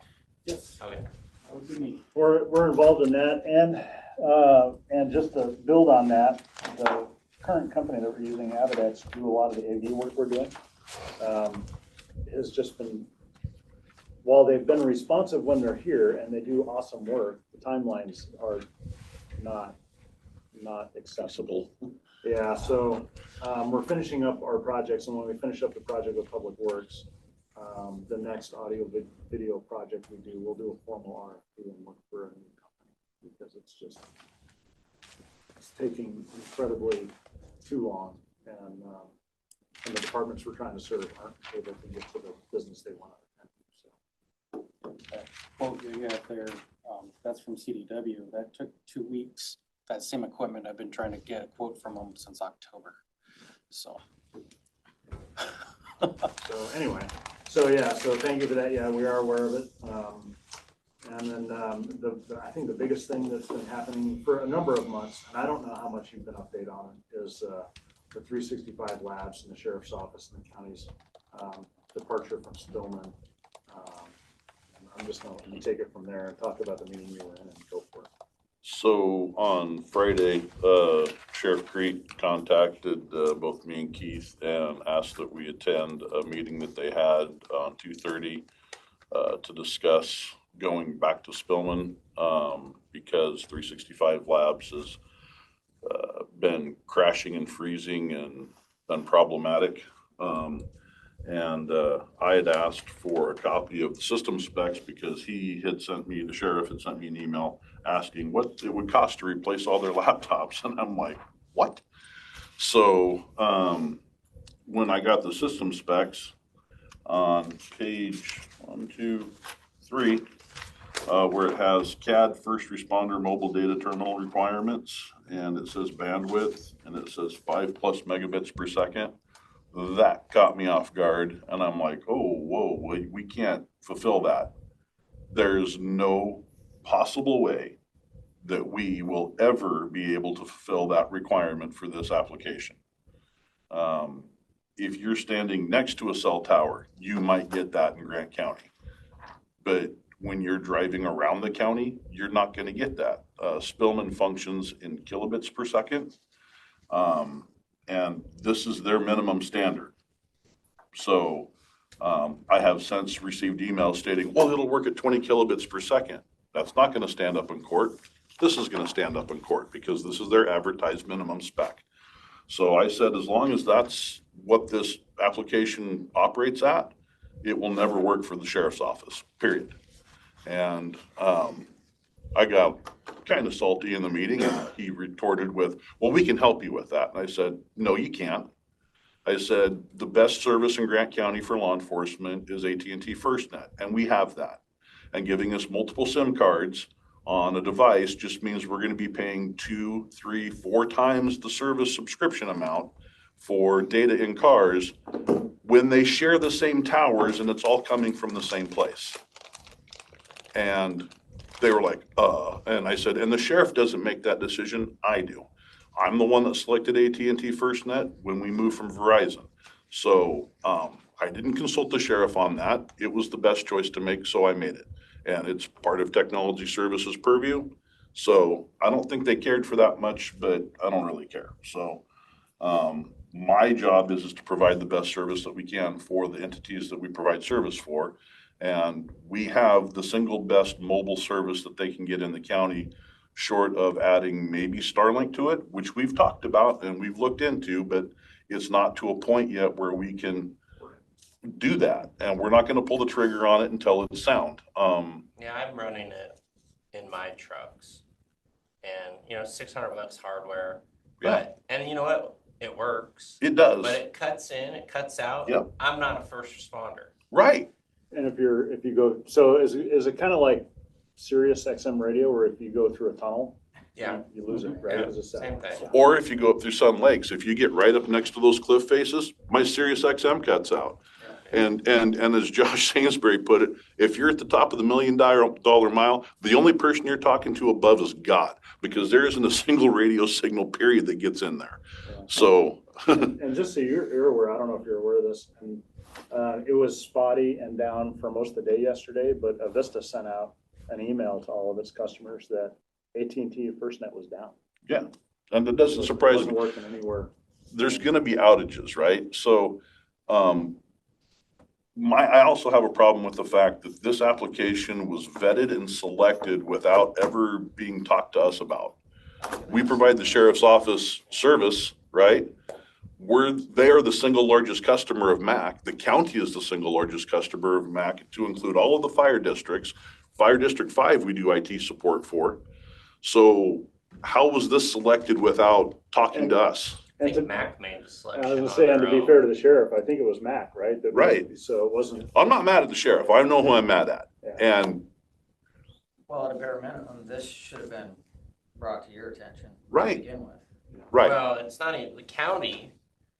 We could do Starlink and we could do all that, and it wouldn't work all the time. Right. But the littler places and the little fire districts and all, they can't all do that. Right. So it doesn't work for their customers. Right. And I just don't understand how they selected an application that has this heavy a lift in order to do it. And I don't think we're the only ones having the issues. You know, Oh, you're no. seeing this in Spokane County as well, and I think there's been discussions in other counties on the west side, so. Some of the other things I've highlighted in here was their minimum spec for processors at 12th gen Intel. Those weren't even available when we bought their current tough books. They have 11th gen in those laptops, and they work just fine. And then their recommended spec is a 14th gen. Those were released in October of last year. I mean, and that's probably what they'll get when we replace their systems next January. But okay, I just thought that was crazy. Also in here, it talked about on their dispatch module. It's the next one of these pages. There's a dispatch module. They want less than 20 milliseconds latency to GovCloud. We were told that GovCloud was hosted in Virginia. It's 90 milliseconds from here to there on the best day. That's not going to be consistent over 2,500 miles of network infrastructure that zero of us have control over. So I don't get, and I listened to the scanner. I've heard MAC tell field units, we're having problems with 365 right now. We'll need to get back with you. So it's not just us. It's in that meeting, the sheriff's office, the city of Moses Lake, Soap Lake, Mattawa, all, this is not working for us. We're having problems with it. Ephrata and Warden, oddly enough, were like, yeah, it's working for us mostly. They were still having the same problems, but apparently the problems weren't enough to affect their operations to complain about it. So everyone's having this issue in Grant County. And this is not a fixable solution. They need to lower these requirements as a company, which to me means they have to rewrite the entire application. So when they went back to Spillman, was there any kind of degradation to Spillman, or did they have to reconstitute anything, or is it? So the problem is, it's kind of like our accounting system, right? Yeah. Where we have like all the stuff that's in our current accounting system, and then when we switch over, you're in the new one, and you kind of don't put anything in the old one, and then you try to get your historical data moved over. Same kind of thing with Spillman and 365 Labs, where they've got CRs that are stuck in the old one that they need to try and get migrated in. Well, they did that when they jumped to 365 Labs, and it was supposed to be permanent, but it wasn't ready. And I have another hour's worth of complaints I have about that transition a month ago. But now they're switching. We had nothing to do with. Well, we had nothing to do with. And then they switched back to Spillman Monday morning at 6 a.m. of this week. And so there's going to be that disparity between CRs again. The sheriff has had to stay in Spillman the entire time because they are the only entity in the county that can serve civil warrants to people. So like if you're getting a divorce or whatever, those go in. The sheriff serves that kind of stuff, right? No one else does. There's not a module in 365 Labs for this. How did they get a product that doesn't cover the base needs of these largest single law enforcement entity in the county that runs it? Sorry, I'm dying on this hill. This is just. Have you talked to Garrett I about the bandwidth? Yes, portion? 2:30 yesterday or Friday. I was very vocal about this is not okay. And his response to you, knowing that you know what you're talking about? Well, I talked to Mo, the CEO of 365, and they said it works at 20 kilobits. If it works at 20 kilobits, why isn't it in their documentation? Put it in the document. They didn't put it in there because they don't want to support it because they can't. It's their fallback. So when it doesn't work and you know, their immediate out is, well, you're not meeting our system requirements. That's why. Knowing that we can't even get there, so we can never prove them wrong. So TerraScan did this kind of stuff with, TerraScan did this kind of stuff with the assessor's office back in the day. And when we had TerraScan teams flying over here from, where were they? In Nebraska.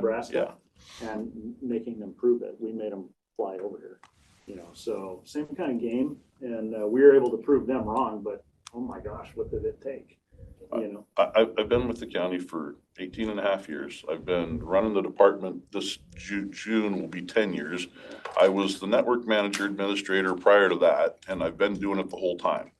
I know what I'm talking about. I'm not trying to be smug, but I'm just, we can't meet these requirements.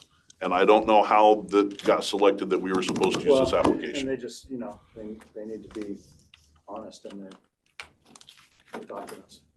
I know that there were complaints about Spillman that they had poor customer service, but that seems like a big jump to go from poor customer service to an application that does not function. So I'm sticking up for the sheriff here and for our other customers that we have that use it. And if we don't go back to it, I'm not going to be hurt. I would like to see them maybe correct whatever issues they have with Spillman and move forward with it. So. So unless there's other questions on that, I'm going to move on to the next little topic. So Kevin, you weren't here, but last year we created an interlocal agreement so that we could provide IT services to outside entities, right? We've been providing it to City of Warden's Police Department. And over a decade. Yeah, for over a decade. Yeah. And one of the fire districts, you know, was interested. The City of Soap Lake approached us and said, we want to get rid of this vendor we're using in Spokane, and we want to use you. And I kind of pushed back with Joe and said, well, we're not going to do an entire municipality unless we have some kind of an agreement. So we created the agreement, and it was a new agreement. The board signed off on it.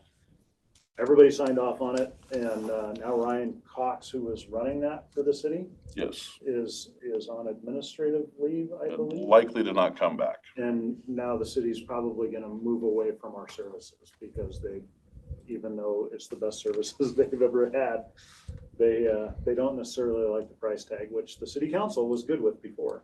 So Mayor Sharp inquired with me, what are we paying for? So I sent him the same document that we sent them that they approved, that this is a breakdown of what you guys pay for. So the fact that he's questioning it kind of leads me to believe that they might not be customers for much longer. hard to So, say. just so you know, in case it comes up, the option is, if they don't want to be customers, then we create some demarc date and say, okay, we'll help you transition to your new customer or your new vendor at such and such a date, and then it's 100% on them, and then we get our stuff back, so. It'll be more organized, this transition. Anyway, just a heads up. Yeah. So if it comes up, some kind of meeting, you're meeting with somebody from Soap Lake or whatever, and they mention it, you'll know why. So we provided, equipment as well. They bought their own hardware. Yeah. The equipment that was given to them, we can give them because it's a tax-funded entity.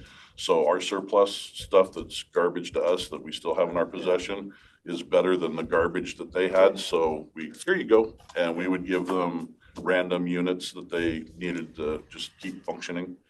So, but the network hardware that they have, they paid for.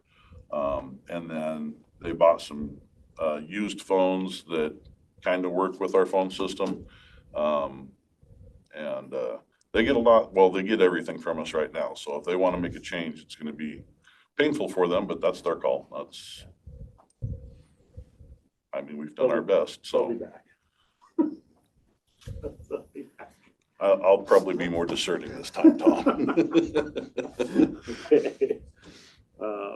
I saw where things had been going for the city over there, and I've known Ryan for a while now. And, they've been making improvements in their city infrastructure, and Ryan, I believe, was a really good fit for the city and had done a lot of good for it. And he wanted to take things in a positive way. And so I knew that we could help in that regard, which was why I was open to the idea in the first place. So things have since degraded. So, whatever. It's outside of your control. Right. All we can do is our best, and we do our best every day. So. Well, we appreciate it. Thank you. Any questions? I know we're at the 10:45 mark. Cool. I'm going to put in a Spiceworks ticket. Okay. So that we can map that printer to that computer so that Cindy can print from it. Okay. Is there a tag number on that? Yeah, will it be on the bottom of this?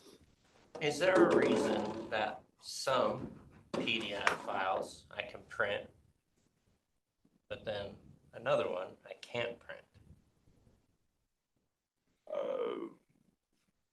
The only thing that I can think of first thought would be that there could be security settings on the PDF file that prevent you from printing. Yeah, maybe. So unless. You'd have to unlock it. Yeah. Operator error. Well, like if he received a locked document, he wouldn't have any control over that. Sometimes if it's a document you open and you're in preview in your email, it might be hard to do. You actually have to save it to your computer, save it to a file first. Yeah. And then even then, you do get PDFs from some companies that, they lock it down and they have some first-time user lock it down for them and send it out. And it's just sometimes we'll get an agenda or something I want to put in my file for my month. Right. And like I can print, yesterday I could print this Mac agenda, but I couldn't print, I don't remember what the other thing was, but they were both off of the PDF viewer. It was just weird. I was curious. When that happens, feel free to call 3301 and our help desk guys can help And you. usually I don't have much issues. Now that I have an admin setting, I don't really even need to come up. Like I said, if you have a problem, don't hesitate. So, did you have that tag number, or were you able to see it? This will be on my laptop. Yeah, usually. That way I can help them get. Right there to your left. Operator error. 201-335. 339. We're gonna recess until what time? Thanks for printing that out. Yeah. Thank you. Thank you. And 10:45. 365 Labs, the prosecutor's office. We're in our commissioner. I have not met a single law enforcement officer or any end user. Every end user I have spoken to hates this application. Yeah, they all do. How do you get buy-in? I'm glad they did get buy-in. They got buy-in in the beginning. Yeah, it's not so much now. So, Hey, I just sit in there and listen. well, They were all gung-ho until they weren't. That's usually how I it can works. say this, And the same leaders for change were the same ones then. Whoa, why'd we move so fast? I can say if we had been involved at an IT level, this would have been much different. I guarantee it. I believe that. I had, speaking of Kevin McRae, I had an email from Kevin, and I gotta go and talk to him.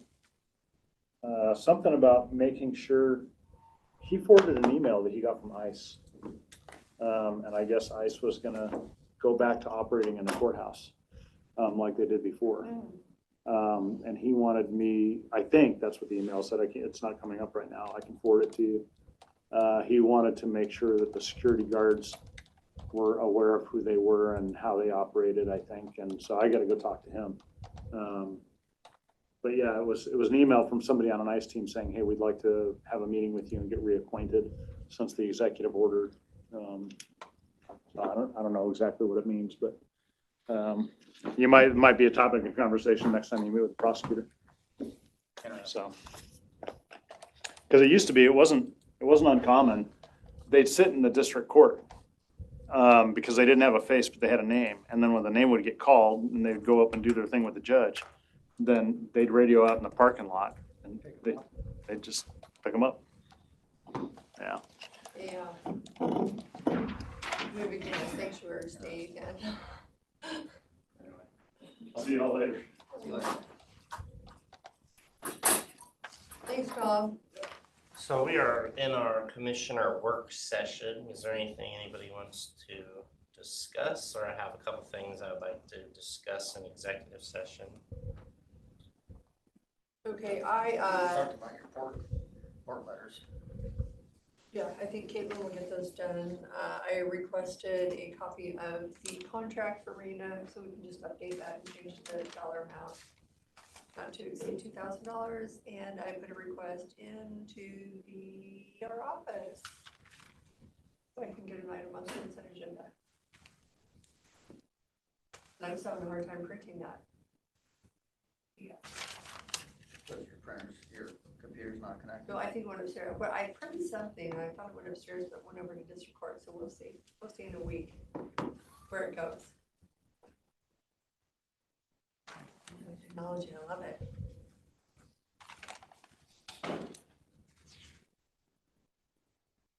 Hopefully I can get that moving without a lot of issues. Okay, and so Blair's up in her office. I thought he was gonna be downstairs, so what? There was something wrong with the desk or something down The there. desk was wobbly or something. He felt it was not safe. Like it, so. But it sounds Brady's like up in her office, so he's got 12 weeks up there. I think they're planning on moving across the street when that happens. When that's.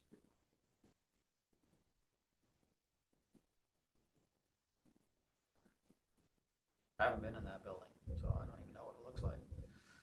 I haven't been in it since we opened it. July, it's getting closer and closer. It's been on the back burner.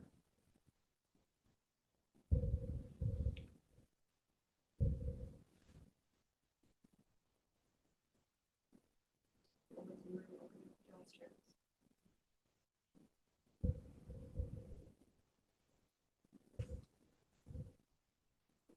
So then Kirk's office will be open, is that? I'm assuming that's how that'll work. His office is where Blair is going. Is he gonna stay there permanently or? Blair? Yeah. No. Just So temporary? we have a 12-week window.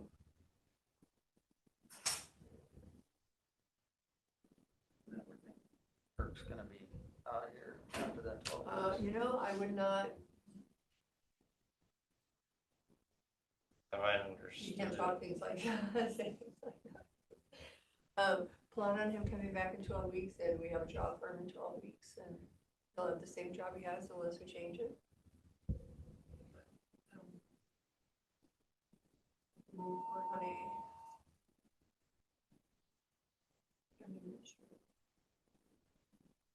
Yeah, I think that'll be good. Before, public records, I don't even know if that has room upstairs, because that could be in our commissioner's office or it could be in the, prosecutor's office. So at one time, there was talking about moving our public records officers upstairs.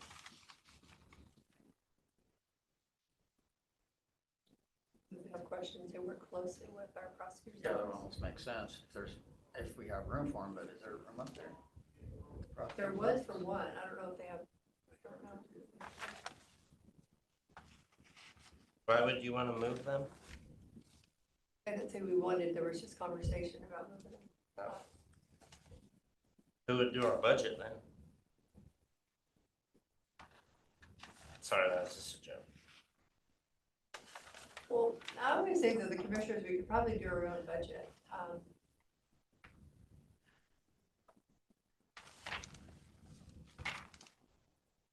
Hopefully that, We've done it in the work study, work session before. Well, actually, who used to do the budget was June. And then, in that office, you could, put it in and carry. Typically we do it because of the financial aspect of that. But I don't know. did you say you wanted to go into executive session for something? Yeah, I just need like 3 minutes. Just I want to bring something up again and make sure that we just put more thought on it than we have been. Caitlin, we were going to go into executive session beginning at 10:55, returning at 10:59 for job applicant / evaluation, RCW 42.30.1101G. It is 10:59 and we are out of executive session.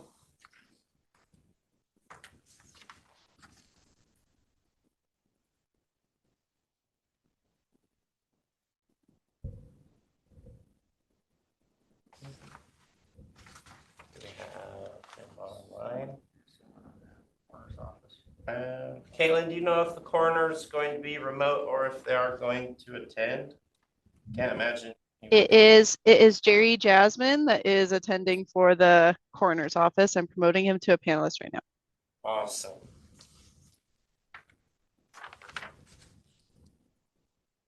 Okay, it is 11 a.m. and we are going to begin our coroner's office update, and Jerry Jasmine has been promoted to a panelist.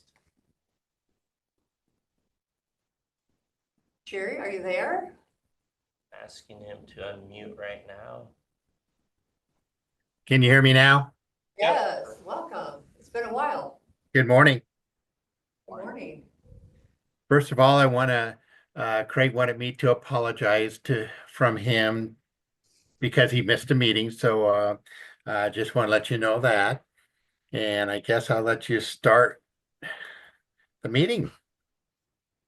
Okay, so Jerry, I believe we approved a new position. Is that, in my mind, I feel like it's moving forward. Have you guys worked with HR on that to move it forward? Do you know the status of that? Cindy, I'm having a hard time hearing you for some reason. I think I got everything set up high, so I apologize. I don't go Zoom very often. Okay, I'll stand. Okay. You don't have to stand. I feel bad. Stand up by my mic. Is that better? Yeah, I can hear you better. Yes. Okay, I feel like it's like a fly strip. Oh, I won't grab it down. I'll stand on it. The commissioners approved a new position for the coroner's office. Right. I'm just curious if you guys are moving forward on that. Where's it at? Is it? Absolutely. Maintenance is down here painting the room right now. They had to split a room in half, so they're doing a wonderful job doing that. We're starting the new employee on the 3rd of March, and he's getting everything situated, and we're getting everything situated down here for him to move in. Okay, that's good. I'm glad you're moving forward on it. Yes. Thank you very much, too. Appreciate it. Okay, I think there was a new vehicle also included. How's that coming along? We'll get a new Right, one. Craig's in the process of getting that taken care of. So that's the only thing I can tell you on that.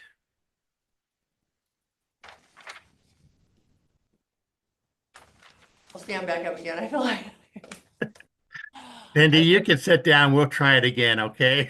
No, it could be because somebody else said yesterday they could barely hear. So it must be something in our room because they did say they had a hard time hearing. So I don't know if it's a heater going or, yeah, you're Sure. not the first one to complain. I didn't catch that last, Cindy. I'm sorry. You're not the first one to complain about our Okay. lack of sound. Yeah, somebody else complained yesterday about it as well. And I know Craig also asked me to ask Rob if he had talked to Jerry Kaiser about that land. I have not. Okay, I passed it on to Tom Gaines, and I don't know where it went from there. sure. Okay, I'll get with Tom. okay. And I was planning to give you a little bit of our stats just here since I have some time, unless you have some more questions. That would be great. Okay, so in 2024, we had 473 cases. 86 of those were autopsied. We're really having a rise in the drug overdose, which is really sad to see. Uh, in 2023, we had 36 drug overdose deaths, and 23 of those had fentanyl in their system. So this fentanyl is really kind of getting a little bit out of control, and that's not even counting people who are living because of Narcan and stuff, because they're brought back.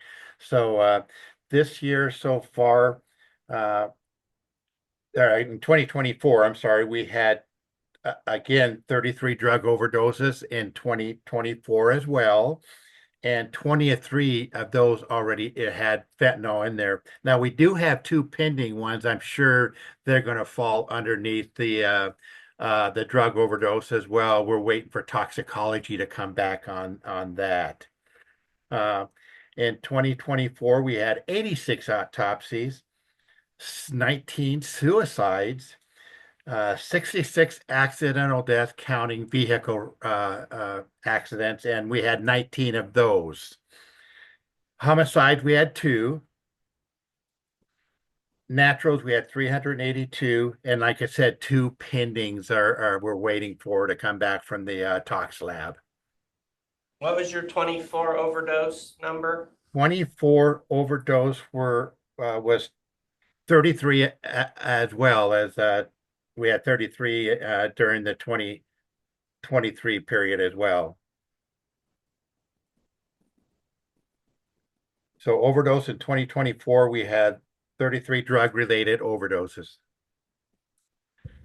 So far this year, we've had 61 cases. Compared to last year, we had 63 at this same date. So we're under 2 right now, which obviously will change most probably.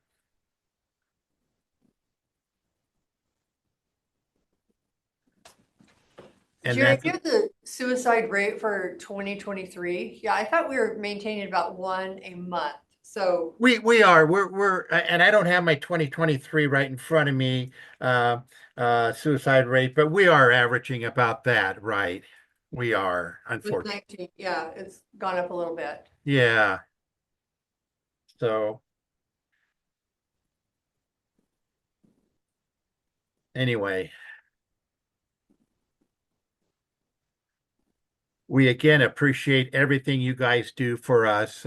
It's really important to us that you guys are backing us. We appreciate that deeply. You have no clue.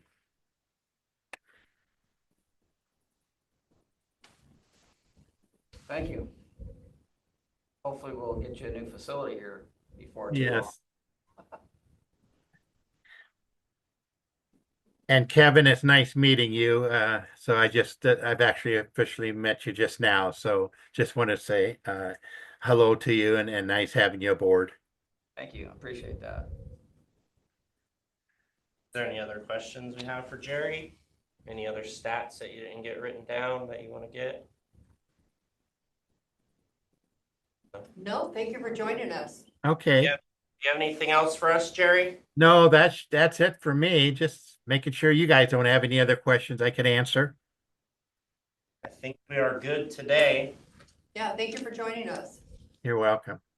I appreciate it. Have a great day. Okay, you guys have a good day too. Bye-bye. Bye-bye. All right, we will go into recess until 11:15 when we are back for Veterans Service Update. Hello, it is 11:16 a.m. and we are here with our Veterans Service Officer for a Veteran Services Update. Morning. Hello. Not really an update. I just wanted to, we have a Veterans Advisory Board meeting tomorrow, and I wanted to get the board's opinion / guidance to see how we're gonna best direct tomorrow's meeting in the afternoon. The email I presented to the commissioners is an email that I've been going back with the Vietnam Veterans of America, stating that, you know, with the stoppage in the contract and everything, they're suggesting to use the Veterans Assistance Fund to pay for a buildings position, building for their VSO to come in. Biggest thing is throughout the time I've been here, there's never been a clear, what did they provide? What can they provide? And a clear harmony building between the two the county and the VVA. Just that email shows that they're really not sure what the county can provide for veterans in our area, because they're stating that to use the county funds for a VSO when the county's been doing that for the last over 2 years.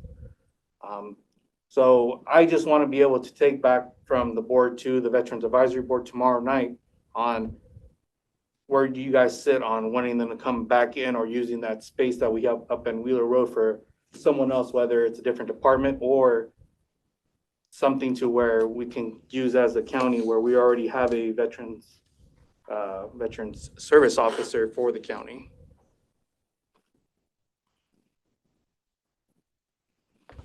So, okay, just so I'm up to speed, because I'm not quite, they no longer want that, No, so they're saying that if the The county, VVA. yeah, the VVA is saying that if the commissioners can't give them a spot, can they use the Veterans Assistance Fund to provide a spot? But essentially, that's what we're already doing with my position as the VSO of the county. And to be able to go into the Veterans Advisory Board meeting, to be able to bring up a good recommendation for the commissioners, I want to be able to at least clarify that with the Veterans Advisory Board. Why are we gonna give room for another veterans service officer and take away from what I'm already building?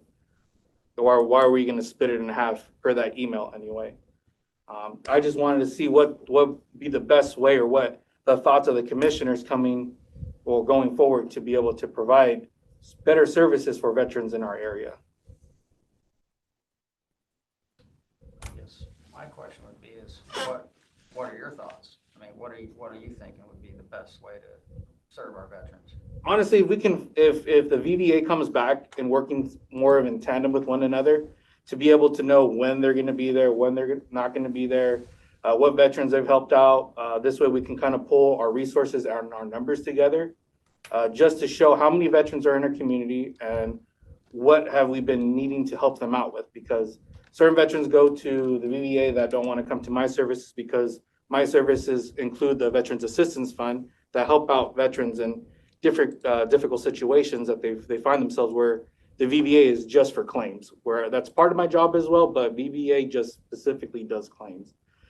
If the VVA does come back, putting two different agencies that, I don't want to say that represent the county, but because they're in county-owned spaces, the VVA gets mistaken for the VSO. I've had that multiple times where they said, I don't want to work with the county VSO. And I asked them, well, why don't you want to work with me? I've never met you before. And they said, no, the other county VSO up on Wheeler Road. And then I have to tell them the distinction between the two. They're not representing the county where I am the county employee. So I just want to be able to, if they do come back, maybe put us in kind of in the similar and same offices, to where maybe we need to find a different place where I'm currently at right now. When we had our grand opening, I know you were there. You saw that the office is pretty small once we have a good group, and we've been having more and more veterans come in, now that that VVA service officer is no longer there. So the need for expansion is real now that that spot has been taken away. But it's also been good because they know, oh, you just don't do claims, you also do these other resources, because in that same office space, I have a mental health caretaker there, along with the VA telehealth. So they are now seeing that there's more resources with me than there was before with just that service officer. So is it better the way it is right now then, without? I mean, I think it is just simply because before there was no interaction between both offices. While we tried in the county, we pushed for that interaction, they've always pushed back.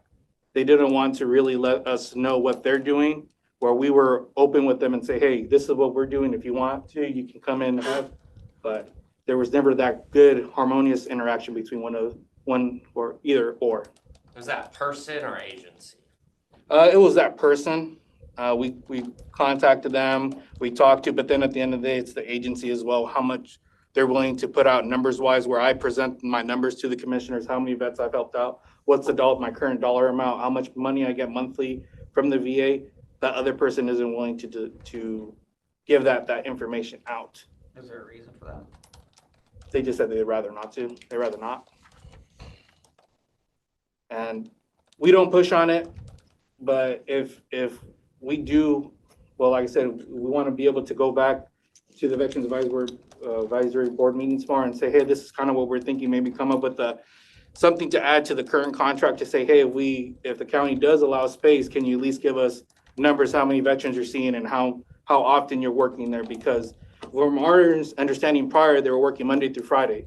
But then before they left, they said they were only working Monday, Wednesday, and Friday there at the facility between 8 to 12 and then from 2 to 4. So the time varies different as well. So we would like to know if I send someone up there, are they going to be up there? But we like I mentioned before, we don't have that good interaction, or we didn't have that good communication between one another. So if they came back, would it be prudent to have a sign on their door that says your location and your hours? Yeah, absolutely. We already have that up there, we already have my cards up there in case they can't find them. They're forwarded to me. It's been working like that really well, especially now that they've lost their VSO. Now that he's not there, they've just been handing out my cards where I have to go up there and just replace my cards, because everyone that has been going to him now is now coming to me.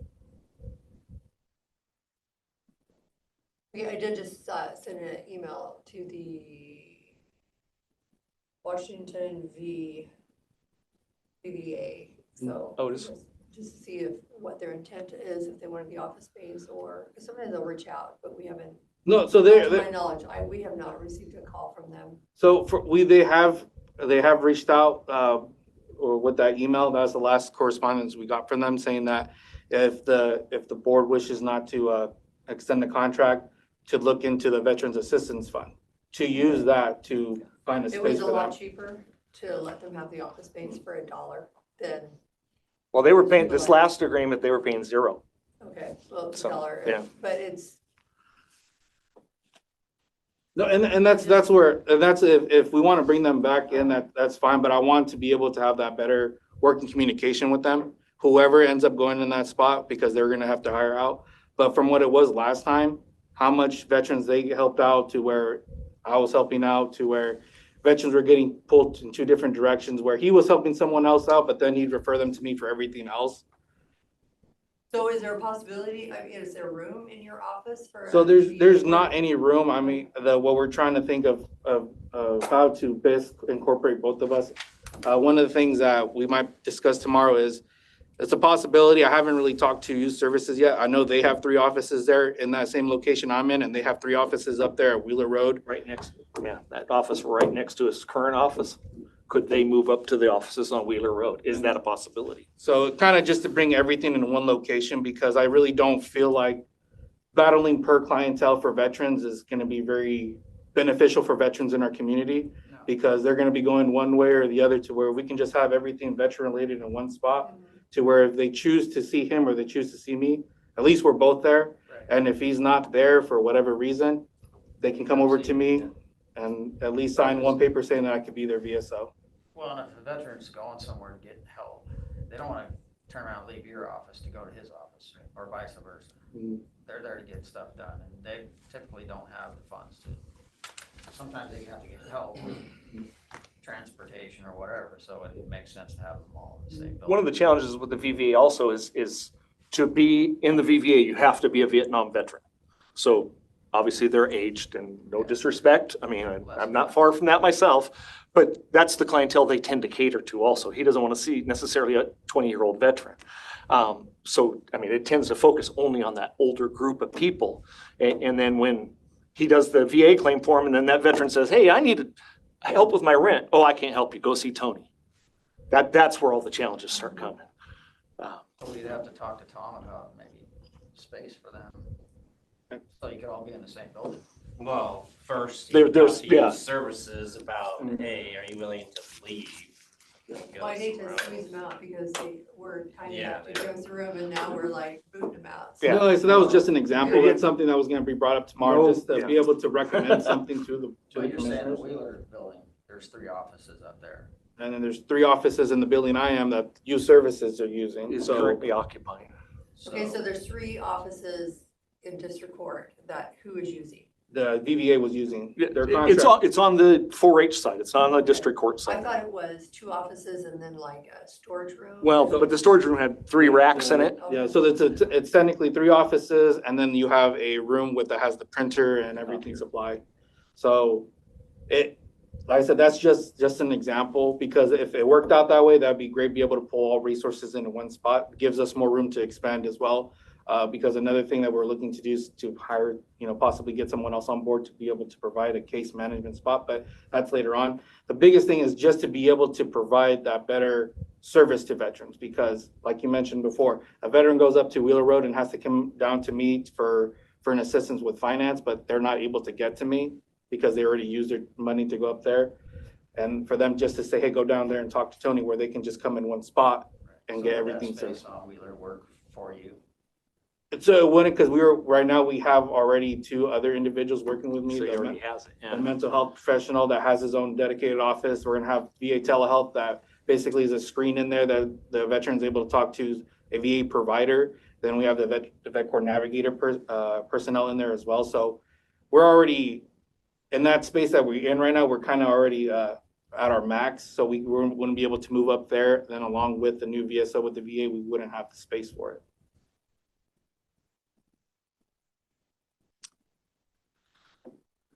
So we probably need to talk to Tom about space, sounds like. Potentially. That's, and ultimately, that's why he's here. Well, great job. Right? That was the goal a year ago, was to get to this where you needed more space. And yeah, kudos to Tony and the people he's got working with him. I mean, it's every day, it's just growing. It really is. And what he's doing for veterans is pretty cool.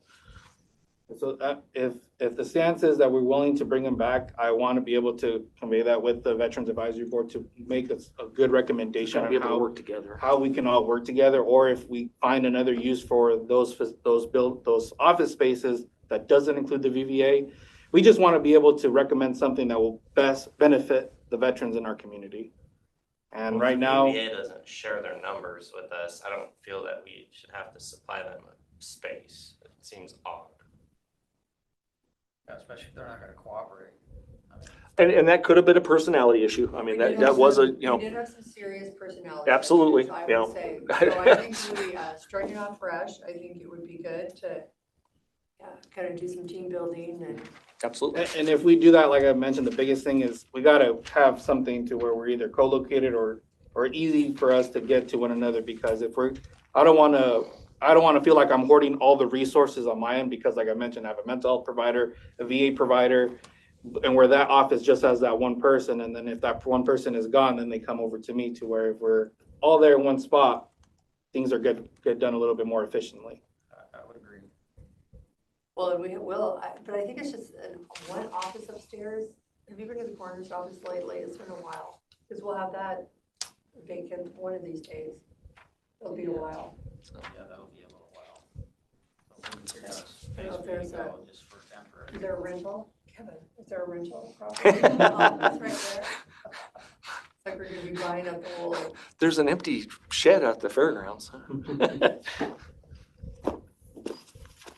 No, that's all I wanted to speak on, and seeing if there's anything that the commissioners would like to tell me.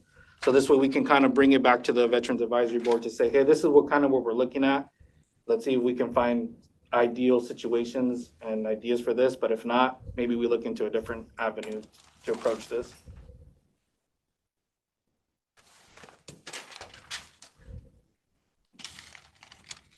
I really don't have an answer for you until I hear back, I guess, from the VVA, if they even wanna occupy those. And we don't even know they might not have found anybody, because once again, you're looking at a 70-year-old person to be a VSO. Looking at that, I think you've already outgrown your space. I mean, it sounds to me like you've outgrown your space with the amount of stuff you're doing. So I think we need to talk to Tom and see if there's additional space. Well, good, thank you. Appreciate your time, commissioners. Appreciate the time.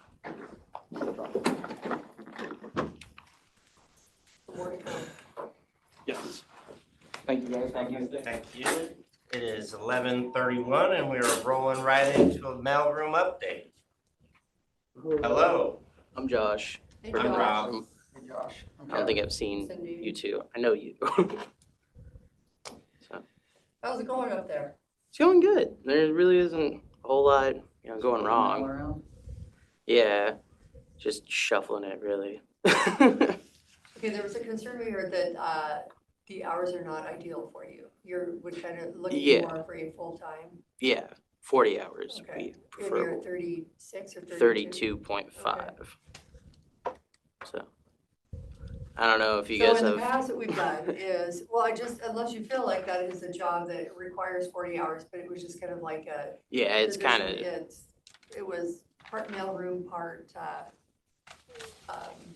Switchboard. Switchboard, Yeah. so they kind of traded off. So if there was a position or some other duties that we found around that could increase your hours to 40, that would. Yeah. Okay. I'd be willing to take those. So it's just that there's not enough work for, like, in the mailroom for 40 hours. So I'm like, well, if anyone else has other things, so I understand the whole not being able to find that. Okay, It's and understandable. sometimes, people like that, okay, I don't really want full-time, but I want insurance and, Yeah. I've got a job, but can be home with the kids or whatever. Yeah. Okay, but, yeah, we heard a rumor or comment that was made that you're kind of looking for 40 hours, so. Yeah. Well, if it's on the table, Yeah, well, we definitely be looking for or if we can find something through, some way to make it work. What are some additional skills that you have besides doing the mailroom? I'm pretty good with technology, Oh, okay. computers and stuff. So Good to know. that's always been my thing. So Okay, well, maybe we can. Have you seen any positions advertised that you have put in for? I put in for accounting because I did my associate's degree for science or arts and science, but I also was trying to get my business DTA at Big Bend as well, which required me to go through accounting 201 through 203. So I applied for the payroll administrator, the payroll assistant, as well as there was an assessor's position that I applied for as well. Okay, but you do some TS work. Yeah, and data entry is fine too, so anything really. Sometimes we get a backlog of computers that are sitting, they're ordered, just, they need to be set up, plugged in, everything up and running, and it's just our TS team does not have time to. Oh, yeah. They're busy running around taking care of other little issues, so sometimes something like that might. But I kind of, when you grow up through high school and the thing that they push on you is, oh, get into a field where it doesn't exist yet, but, people will need it in the future. You're like, how do you do that, So I was like, well, technology is going to advance. I better get good at that. So that was kind of my take on it. Okay, then we can definitely visit with Tom and see if there's something. We can be looking, we can help you look. Sweet, thank you. Is there anything in the mailroom we should be aware of? Not really. There's nothing crazy bad going up there. Is there two of you? There's three. So there's me, and then there's Laura, who is an on-call, and then there's Sally as well, and she's also my on-call. So they come in twice a month to, keep their skills up. Yep. Make sure that they don't forget the process, because it would suck if they don't come in for 6 months and I need them, and they're like, well, I don't remember anything. So Retrain them. yep. It's pretty important. Okay. So I will probably pop in and visit with Tom Keynes just to see if there's something in the TS. Do you feel that you have 8 hours or a week, or could it possibly be a little more, a little less, just? If it's like because I get off at 3:30, 3:30 to 5, I'm free for whatever, so. I don't know if you had like a lull here and You there know, throughout the day. Oh, yeah. Speaking of that, I mean, do you have any back issues, leg issues? Not really. Arm issues? You might after you hear the task. No, but Michelle is looking for someone to transport boxes up to storage. And she's looking for someone to do it and have someone that does it.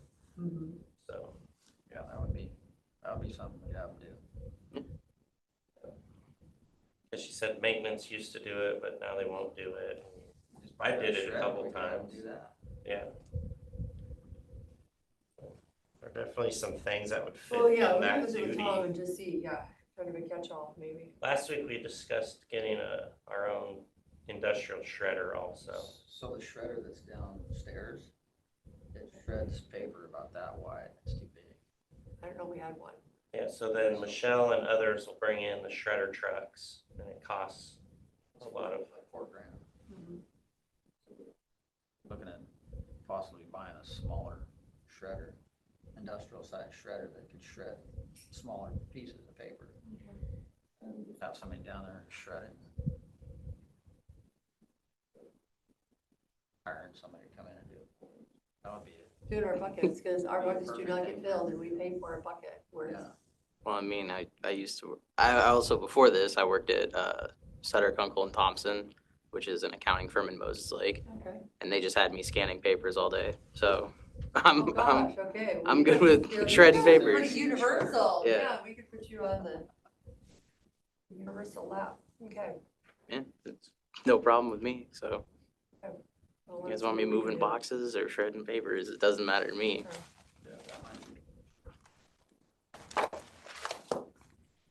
But there is an hour between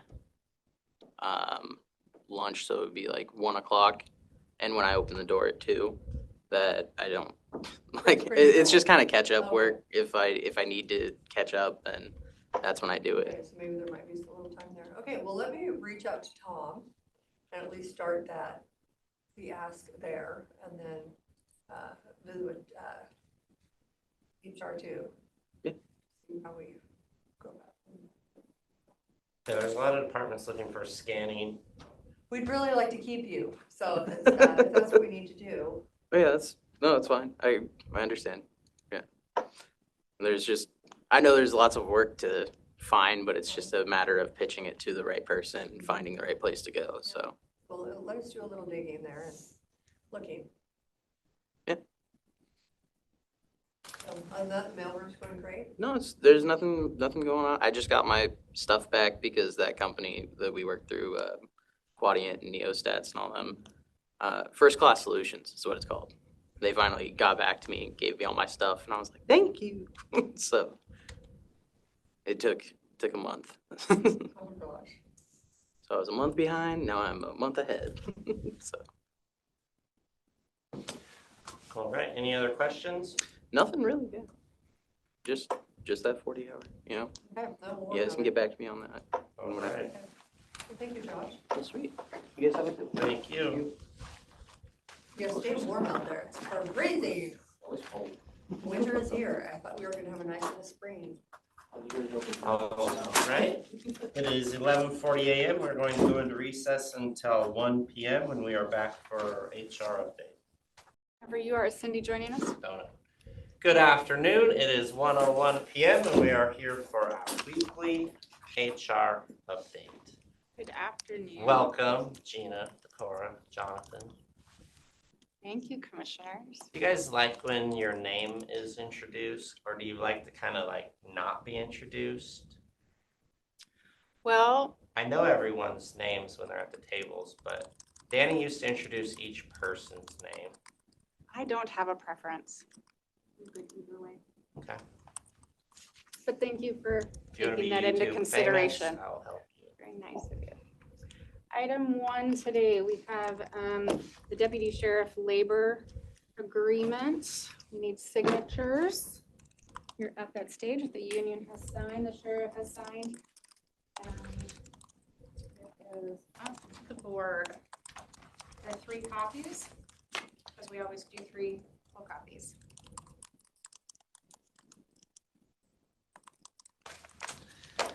Dun, dun, dun, dun. Should we take public comment on this? Where's the podium? I'm a member of the public, aren't I? Right? We wear many hats in HR. Yeah, we do. Yes, we do. Can you tell us what the final was? The final. Is that what this is? This is the final. Yeah, can you tell us what it was? COLA was 6 and a 6 for the 2-year contract. Anything else?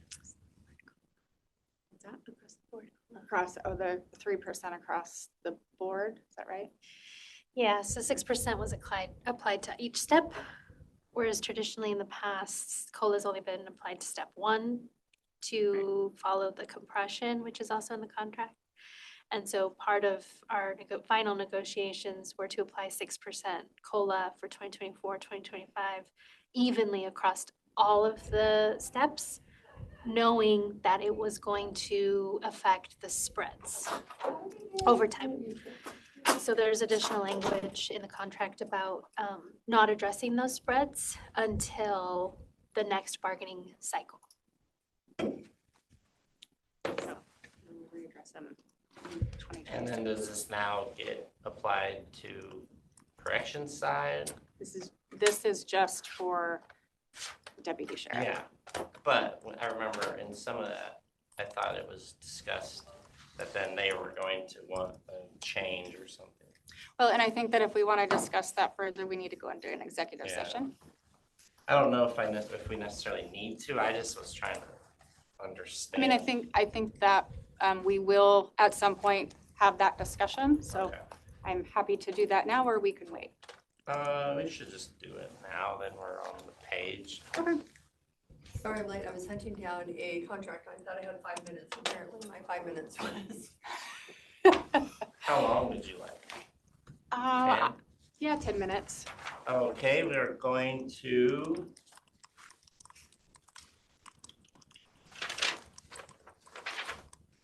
go into executive session for 10 minutes, beginning at 1:04 p.m., returning at 1:14 p.m. for negotiations, RCW 42.30.1404A.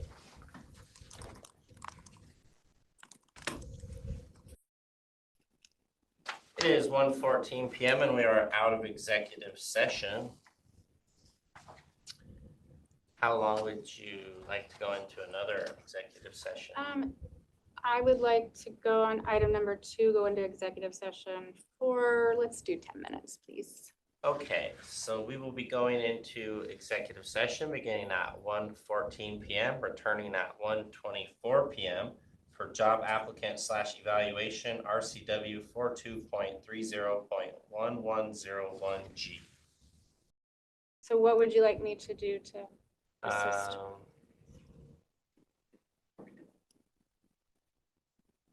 I'll reach out to him and I'll reach out, then I'll let you know. And it wasn't from him, it was from somebody else that had mentioned that, so. Okay. We are out of executive session. It is 1:24.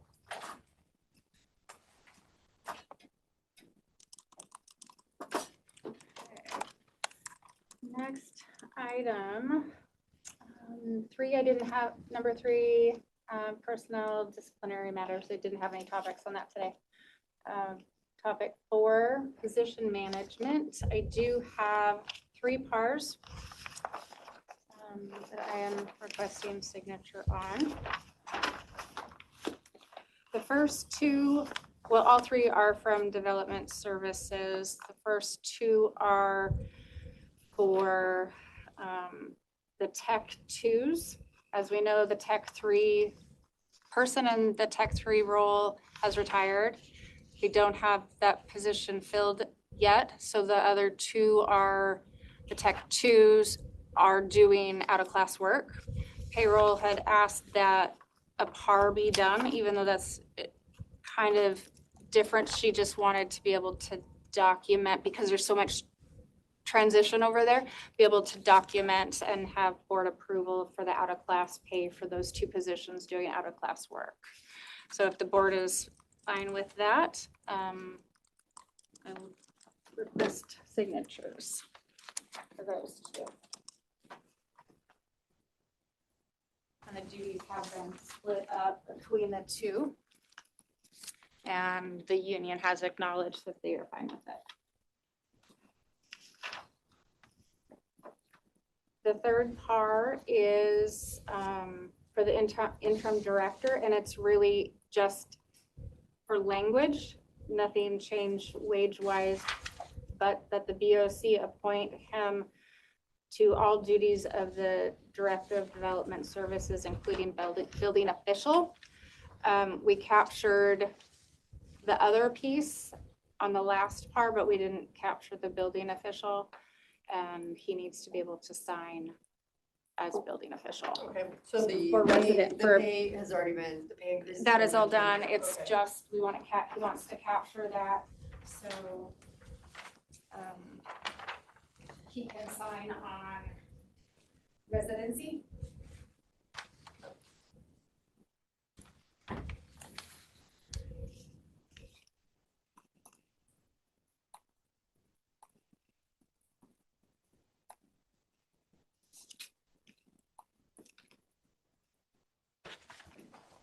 And then what is our plan in this situation? Well, that was item Okay. number 7, but if you're ready to Nope, talk nope, about you it, we keep can. working your. Okay. We can skip since you brought it up. Jonathan is here for item number 5, district court reclass of the community court coordinator. It was brought to the board last week. Yesterday as well. And yesterday as well. Jonathan was nice to do some figures for you to review. The request of the department, if you remember, was originally to keep the individual in the position in a band 12, but move it up 2 steps, thank you, 2 steps to step 6 within that band. The board agreed with payroll and HR stance of band 12, 13 and 13A be non-exempt because of the Washington State minimum wage and FSLA rules. So to be in compliance with that. So I suggested that Jonathan run some numbers to see overtime at 12.6 versus a 14.1 and increasing this band and leaving her non-exempt at 14.1 is less expensive for the department, which they were worried about. They wanted to be mindful of the cost and doing so at a 14.1.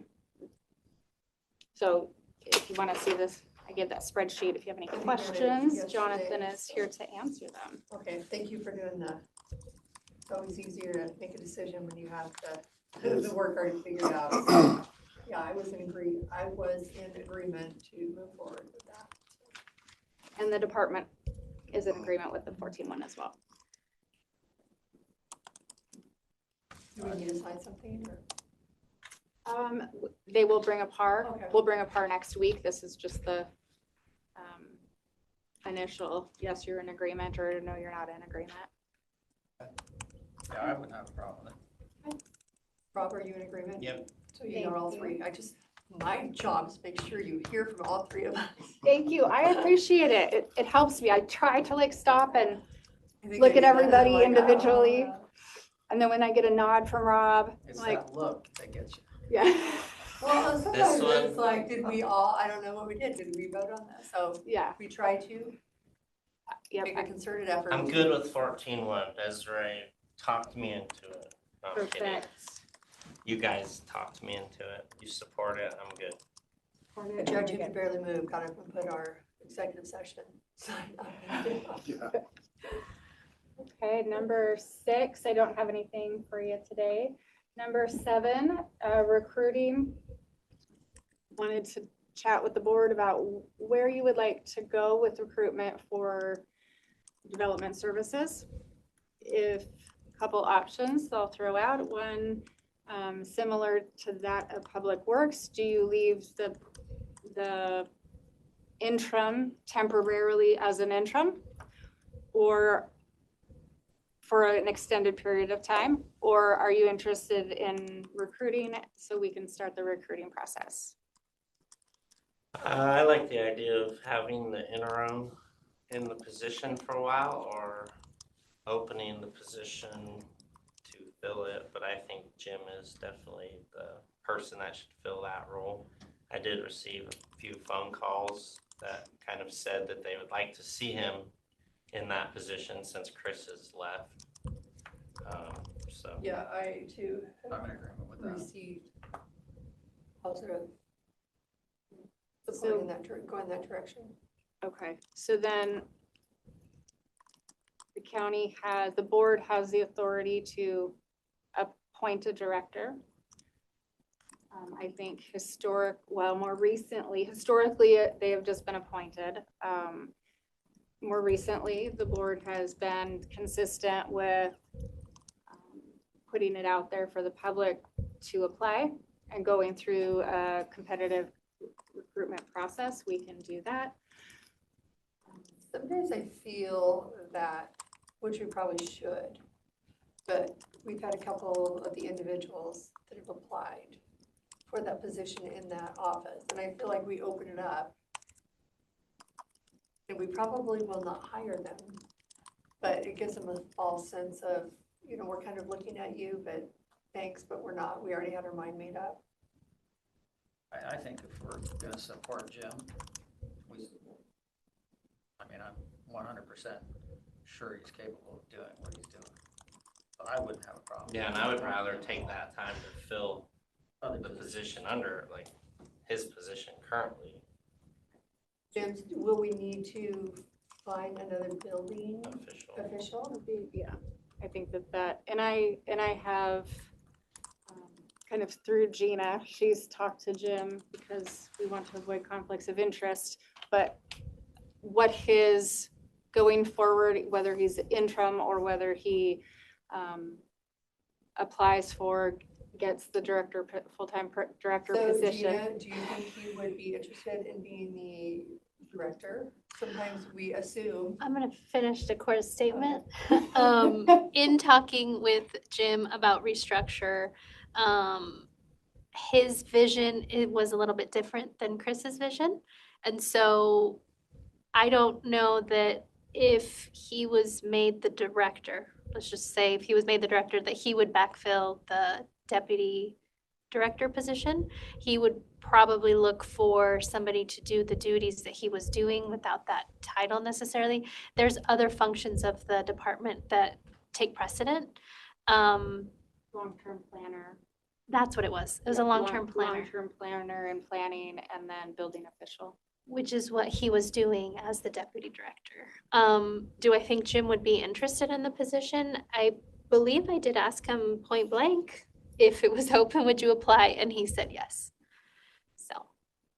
Okay, what did we do with Andy? So we're kind of the same. Did we appoint Andy for kind of like 6 months? And then just to see how things are going. I would be fine doing that for like 3 to 6 months. And I would like a spreadsheet. What do we have? What's Public Works really awesome about doing, their organizational chart. the org chart, just because different leaders have different philosophies and needs. Yep. And kind of where we're taking somebody out of building and putting our planning person as a director. So I just don't know where the holes will be. Yeah. And Jim has a really good, confident.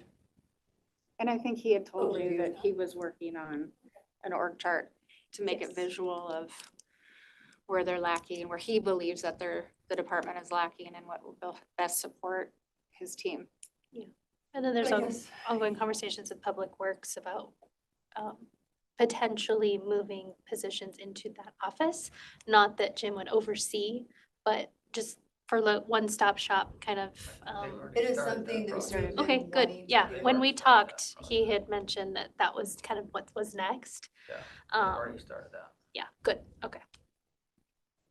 So is it awful to do an interim director for, I mean, what did we do for Public Works? Public Works is harder for me though, It's a little because Andy went to assistant for not that long, and then he didn't know a lot of things. He wasn't involved in a lot of parts of operation, whereas I feel like Jim is way more involved.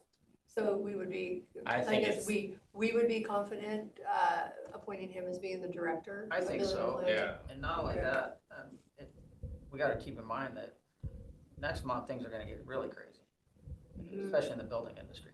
Yep. And permitting, and I think if we just kick the can down the road, he's gonna be in limbo in his mind, for the next 3 months or 6 months or whatever. I think this would give him the opportunity to start getting his crew prepared. I hear what you're saying and your concerns about internal people applying, but with my HR hat on, I'm gonna give you guys the same speech I told the other elected official who wanted to not do open recruitment. It is to your benefit to do open recruitment, even if you open it internally for 5 days, so that you go through a process, it's vetted, we have documentation, and that way people can't feel like, it's just a validated process that we can go through. I understand the board's concern with a lot of upcoming events happening. There is a need to fill. If you guys don't want to do competitive recruitment, I think we need to build that into the letter that says this is why we're doing this, so that there's an established business reason to do that. Let me ask this question, how many other people in a position that could fill that position or qualify? Well, there'll be 2 others that will probably apply, fire marshal, who applied previously, and Jerry Bissett. Yeah. And sometimes there's just feels like there's maybe some hard feelings when they're not, because Yeah. Jerry's felt like he's needed to be the director for I don't know how long. And I mean, he does have a lot of knowledge, his just fire is barely burning, and it would be hard to put him in charge when it's just kind of like, slow down, everybody. And if he does apply, if the other 2 apply, then those are conversations that the board has about each one's performance, the direction that you guys want to take the department. I'm not saying we shouldn't appoint. I think you guys have a defined business reason to appoint. It's just from an HR perspective, it's competitive recruitment is just Well, my a husband's fair, messy too. If fairer we just process. do a direct appointment since there's a direct connection between. Jonathan, what's your thoughts on this?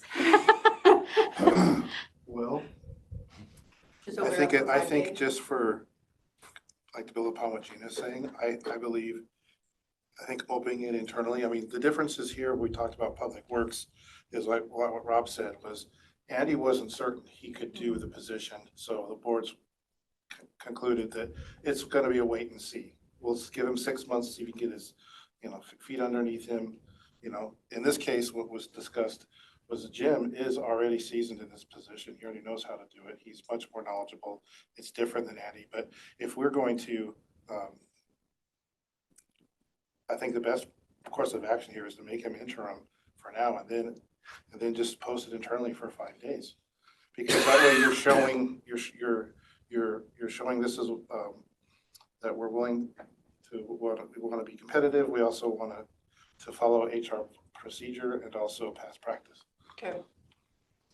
Board, are you okay with that? Yep. But I'm gonna add, But, cheers, After- but that's a After commitment. Jonathan just said that, could you do an emergency hire? Do an emergency appointment, given the nature of the work, given that a You know, building it might official? it might give Jim and Cora a little more comfort knowing that we did open it up for others. Just, I don't know if there would be a backlash, Well- but just. I want to say that I had the joy of going through the recruitment process for my position, and I think he would have just as much fun going through the recruitment process. I wouldn't want anybody to not have that opportunity, so. But we talk a lot about consistency, right? What you do for one, you do for the other. Okay. Public Works was different. I think it's good. I would say that regardless. So I will throw my opinion in, and I think that doing a recruitment, even if it's internal, is a good way to do it. Fair. It's gives people an opportunity to throw their hat in. They may not. And Well, we can always do it and find out right. on bad days. Okay. 5 days. I'm okay with that. I got a yes from everybody as I made eye Yes, contact. yes, yes. Rob? It's hard to make you go through that process, but you know, Decorah, I think you have a lot more support within the county because you went through that I do too. process instead of just. It was a great experience, and I said it a little facetiously, but it really was a good experience, it was and I value that experience. It was a little rough because, you know, things don't happen in a vacuum, and other people hear what's happening, and there were naysayers, and that's okay. And that's okay. It was a great learning experience for me. Okay. Last item, benefits. I don't have anything for that. So do we need to open it now to public comments? I don't know how that whole thing works. No, yet. because. This one was published as a special meeting, so you are not required to have public comment at this one. Thank you, Caitlin. Keeping us on track. I appreciate it. And I think you can reach out. Are we gonna reach out and ask our prosecutor, you know, Rebecca, what? Yes, I reached out to the prosecuting attorney's office. They're reviewing it, and then they'll get back to us. Okay. Oh. Do you have any other items? I do not have any other items. Oh, I do. Really quick. RFP has been posted week and a half now, and got an email back today with some questions. So I'll get those questions out and back up for everybody to read. And It looks we're like there's on a our way. mass emailing out to interested folks, so. Yeah. Are we going to we already made that. Did you get my email about adding the TS and facility need to position management? Yes, and that is, I was gonna bring that to PMRT next week, but we can chat about it now. We have time. 2 weeks, because next Monday we're off. Yay, holiday. So a department is requesting a position. It's gone through the group, through PMR. The board has approved. And when a department head or elected is told that it's been approved, that should be their trigger to, I need to make sure I have X, Y, and Z in place. Now, HR can add it to the form to help them start thinking about it. Or help us To start help thinking you about everybody start thinking about it. The philosophy has been over time that the department head hiring person should be contacting TS and facilities as soon as possible. It's really, does the board have the expectation that that's what their department heads hiring people do? Or does the board have the expectation that HR will handle that to ensure that it's done? I think that we just Is this need to one know. of, You know, it was like Blair's typically that should have position. been our It was on office. Kirk. Okay, It didn't happen. It wasn't really thought about. Barb got onto it, we got onto it. Because of our new meeting structure, we were able to kind of be like, because we met with each person involved in those days. But it was This just kind isn't- of a way to double check the, Yeah, and it isn't the first time that this has happened, and I'm sure it will not be the last, but HR hears about it, that TS didn't know, facilities didn't know, and it has been a struggle of, well, whose responsibility is it to make sure Typically, the that they know? elected official, the department head, so. Yeah. We dropped the ball, we didn't follow through. At the end of the day, it's where the buck stops. I just looked at it as, since we are doing position management, it is the board now, so it's a board meeting. Yeah. You know, us following up with the director, department head, or elected Yeah. in their update, because now we have their updates. Yes, and going in the new, on. and in the new format that we're gonna ask them to do, and it's a change, so change management, hopefully we will be effective, have effective change management in the process, and they'll see that it helps them to be able to speak to everybody and have one voice and have their voice heard to the group on Mondays. Yeah, so in that, they'll be able to, if we have a section in there, then we can speak to that as well during that Monday meeting of, do you have the things in place already, or do you need these things? Because then that will be, if it's approved by the board, you'll want to make sure that the other departments are notified immediately, so they can get the things in place. So speaking of a new position, it would be if we move forward on a county administrator. What are the steps that need to happen there? Dan is currently working on a job description and comps. So once we have that back, if there is a board member who wants to review job descriptions with him or help compile a job description, I can have him send it like you and I did for risk manager. Probably send it to all three of us, because, I mean, we all may be looking for something different. Fair enough, can do that.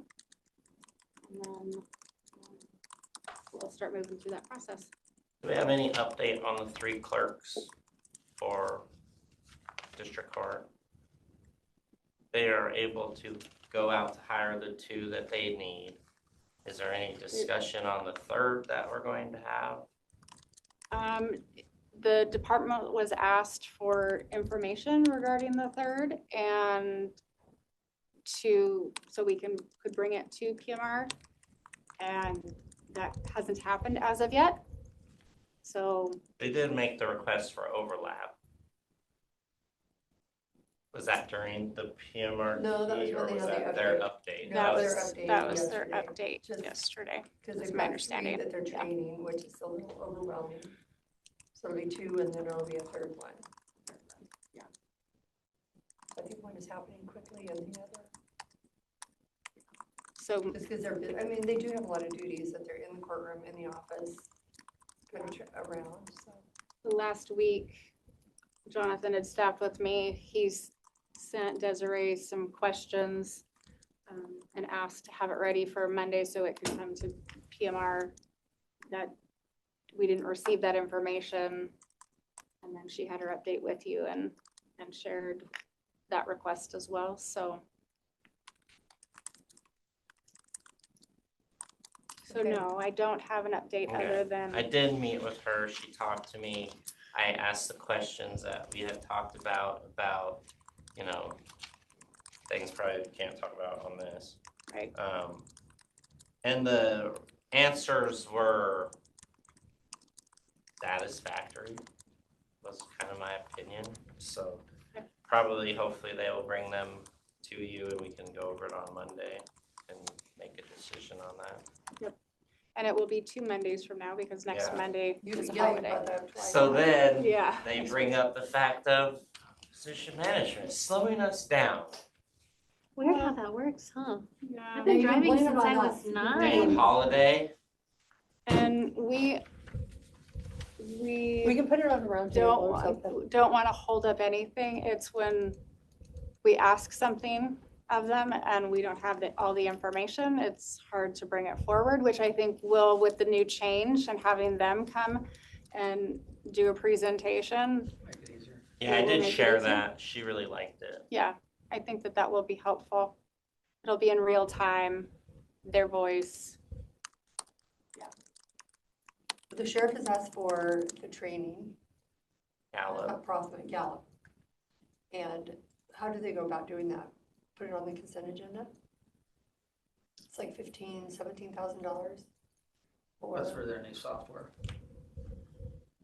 But in our training, I was just listening today, you've got to implement the training, then you have to add on another 15 to 20% additional on that for the change. Change is just not whatever the software is, there's an Right. additional impact. Additional So impact. they did ask, the sheriff's office asked about the Gallup training for the Gallup software. They'd be willing to try it out for the For their county. office to see how it works for County Hall. Does SurveyMonkey not work anymore? That's what we're doing with youth services. Really? Okay. Instead of partnering with Gallup and paying $20,000, 15, I'm 17. initiating an anonymous SurveyMonkey to staff, and they've gotten really good feedback. And then that information is shared with the union as well. Do they have somebody that kind of facilitates the training over there? Me? Oh, okay. Or, okay, because it sounded like they had an officer or somebody that was, okay. Do you mind reaching out to them and just? Absolutely. I'm going Okay. over there in 9 minutes. Okay, I well, will. same needs. We've I'll got bring it their- up. Don't worry, we don't need Gallup, we've got SurveyMonkey. We've got And Gina. then, we met with Josh in the mailroom today. I brought it up, he did not bring it up. Okay. But we just heard that he would like to move to 40 hours a week. So I did go down and visit with Tom Gaines. He actually has a lot of, additional background strengths that he brings into not just the mailroom, that he could help in TS and, I think he was asked if he could haul boxes for Michelle up to there's some things that he can do for a few hours a day. He said between 1 and 2, it's a little slow, and then I think he's off at 3 to 5, so that his week could increase to 40 hours a week because would like to have a 40-hour week. So mailroom just doesn't give him those hours. So Tom was gonna maybe look into maintenance and also TS and see what. So when, I think process would be if Tom has things that can be done that if the board is wanting to move a position to a full-time, that we go through the PMRC process, even though already know, but we still go through the process, which on the HR side is to Well, and I think there's job just a need description to see- update. Yeah, I wanted to bring that up to HR, so we're all in the loop. Okay. All together, and, Tom doesn't have anything, that it's just really, he usually is aware of things that need, maybe there's a shortfall. He said he's done a lot of scanning, so I think just being aware of, if there's something out there that we could. We're thinking a utility person, so he could go wherever he's needed for an hour and a half at the end of the day. Okay.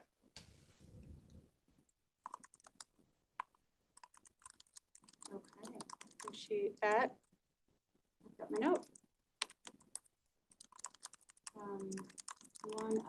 One other item that I can mention is the possibility of HR works very closely with payroll. And in conversations, and we're really working on increasing that relationship between the two departments.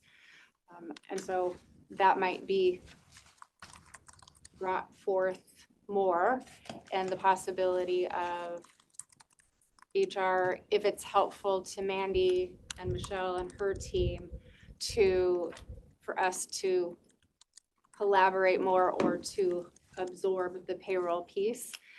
In talking to Felicity, she made the comment to me that I will be on the phone with HR all day and on and off all day, and the people who sit across from me, my team, I haven't talked to all day.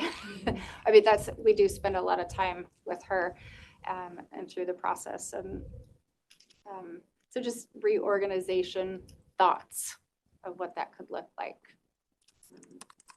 and maybe it's just fine the way it is, but we are working hard to build some bridges that weren't there before, so. Well, I think there's a strong connection between HR, payroll, and to a degree, the risk manager, because he's gonna be helping with some of the compliance. Yes, and Say issues with some of the compliance that we have tossed, HR's way. So I can see like a team right there, a trio that would be pretty strong.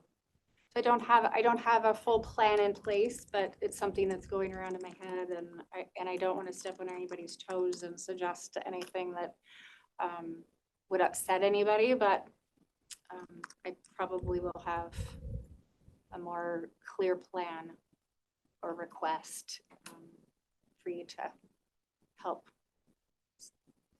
Yeah, because Blair's actually L&I and a whole plethora of risk management, not just kind of in our insurance world, but. And I did talk to Tom about space for all of us to be together and working collaboratively in one space. And he has been kind to relook at the building across the road, and him staying here at the courthouse, taking over the HR area, and then us moving over there, give us, I think, if payroll, us, and risk all went into that one building, it would give us, I think, 2 offices for growth. So that's a benefit to us. But there'll be future conversations about that. Definitely makes sense. Yeah, you mentioned that this morning. Oh, we did, okay, good. Okay, well, I said I had, 15 minutes ago, I said I had nothing more for you, and then I kept talking, so. Nice work. We'll go into recess until 2 p.m. and we are back for a commissioner meeting. Good afternoon. It is 2 p.m. and we are here for our weekly commissioners meeting. I will now call this meeting to order and we begin with an open forum for public input, 3 minutes per person, 15-minute time limit. Jerome, do you have any? Yeah, you can go ahead and close out. I do. Any public comment? I do have some public comment. My first public comment will be addressed to Commissioner Burgess. Yes, sir. Please speak up in your meetings. This morning when I was watching the consent agenda and the Public Works update, you were barely audible. I had to strain really hard to hear you, and I had my phone turned all the way up. I don't know if that's a problem with other people, but We're having the same issue over here, so. the strange thing is anyone sitting at this table is completely legible. Anyone sitting back here, like when Andy and John were conversing, really hushed tones. You can pick every whisper up back there. Yeah, you can, so maybe the first.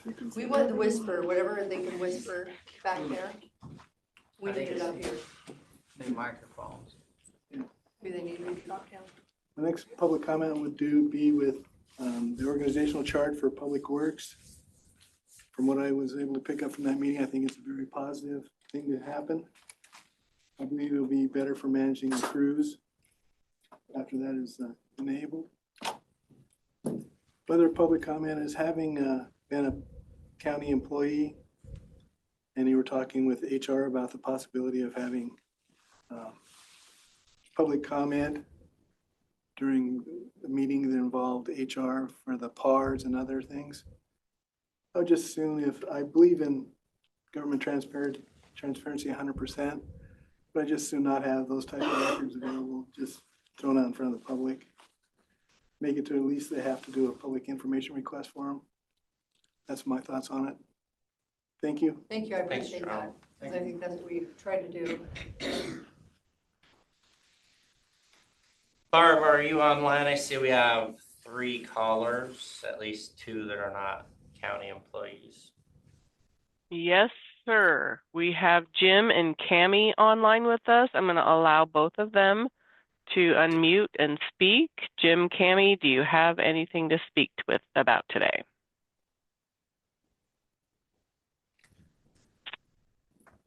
That would be no. All right, hearing none, I'll entertain a motion to refer the agenda approval. So moved. I'll second that. Motion and a second. Any discussion? All those in favor say aye. Aye. Motion passes for approval of the agenda. Do we have any correspondence, emails, letters of support, or anything that needs our attention? The letters of support that you sent for the, PEPAS. yes, are you wanting all 5? Like, because it's the one that you sent, it's the same letter addressed to 5 different. Are you wanting that also? Yes, I Okay. believe so. That was the only question I had. How quick is that letter needing to go out? I don't know when the appointment, he was pretty vague about. I'm not sure.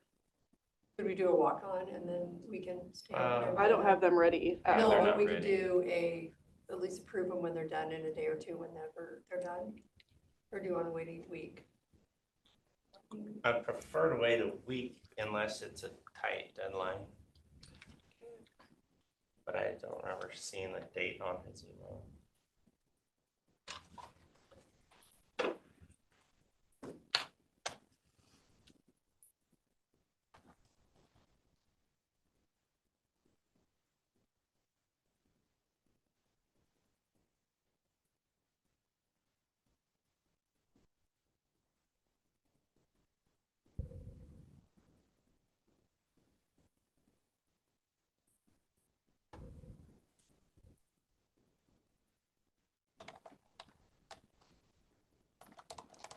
Do you have any other letters of support? Yeah, it doesn't give a date. I would say, yeah, if we have it for Tuesday, then we'll be good. If not, we can print one for each of us and have individual signatures, worst case.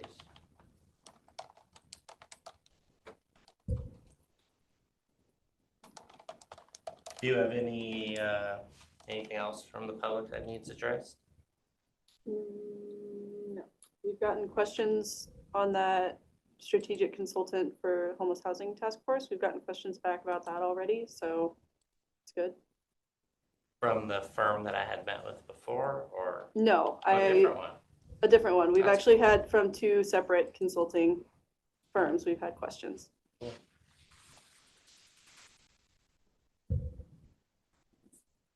All right. Barb, do you have anything? No, sir, I do not. All right. Then we'll move into the Commissioners' Roundtable, miscellaneous discussions. Any items roundtable? I reached out to, thank you, Caitlin, for getting me the contract for Mom Media, which was Raina, and so I sent it over to Rebecca. I don't know if she makes the changes or if I'm supposed to get on the contract and make changes, which I don't think I have access to. But I just told her what we're looking for so that we can make the changes to the contract that we probably drafted. Typically, last when year. we renew contracts, our office will make the changes and then send it We to have the Rebecca. access to it. Okay. But I just pulled that one from Laserfish. I don't know if Barb maybe has a Word doc for it. I did not dive that deep. Okay. She might. The copy, Cindy, you have at the bottom, does it have the prosecutor's office tagline? If it does, if they were the originator of that.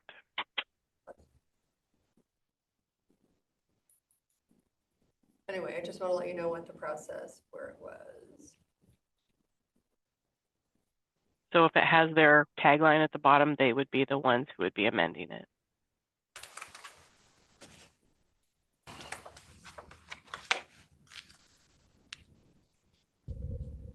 It just says page 5 of 5. No, I don't see anybody. No tagline on the bottom.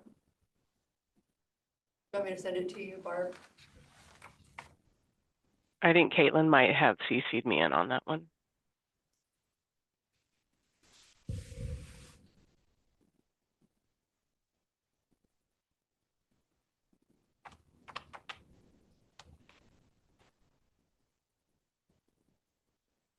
It was at 10:53 this morning. Maybe it came from our office.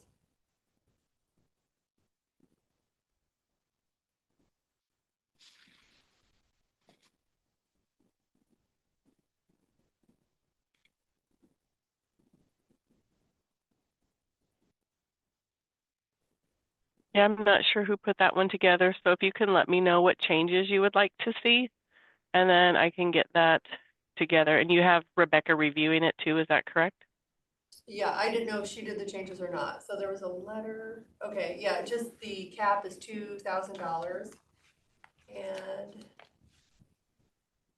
it needs to be for a labor reimbursement, so we can use 133 account. Labor or wages, it cannot be for travel or anything else, just labor. Can you put that in an email for me? I sent to Rebecca. And I will get it done as soon as I can.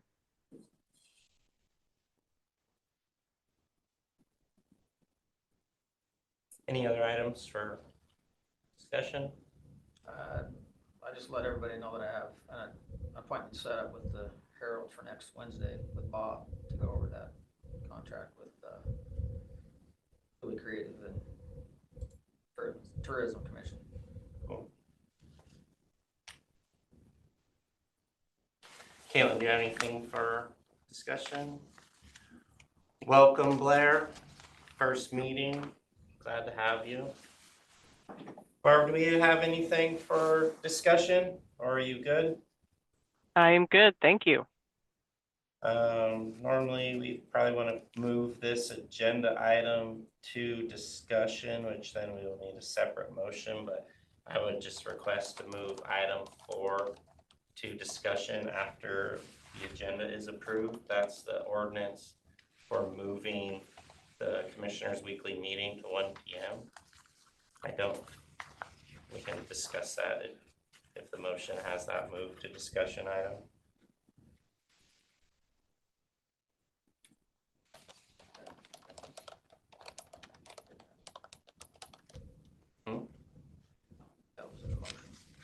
No.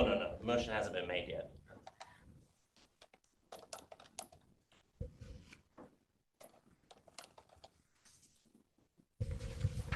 So we want to leave it at 1 o'clock or? The Commissioners' meeting, would just we can discuss it now, but. I think I'm okay moving it to 1. I think we did that. I don't know why we did that. I don't know if legal is reviewing it. I would like to wait until they have reviewed the need for the public comment on HR. They did look at it. They said if it's only a change of time from 2 p.m. to 1 p.m., that she is good with it. Oh, so what I was interpreting, Barb, was that the PA's office was reviewing it to see if we can make the administrative decisions or not. He's not talking about changing the time of the meeting. Oh, sorry, I thought we were talking about the ordinance that's on consent.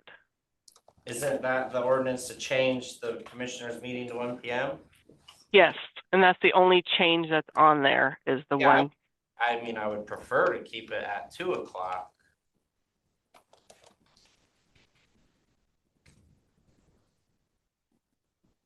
But if the board would like to move it to 1, then that's fine. But doing the change just to make the change seems odd. But I don't have a problem with whatever time you want to do it. yeah, I don't necessarily have. Leave it. Okay, that was put forth as a request from the board. That's. Can we hold? Then I would just ask to hold number 4 until. I think you guys wanted to move it to 1 in case something afterwards got canceled, then you could be done for the day. That's why you wanted it to move to 1.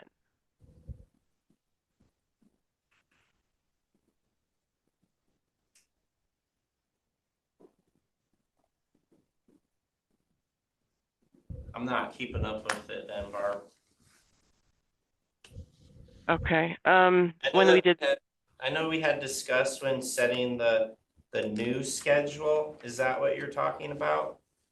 Yes, with the new schedule, and it was if any meetings were going to be done after the commissioner's meeting, you wanted to move it to 1 so that if like HR canceled, then you would be pretty much done for the day.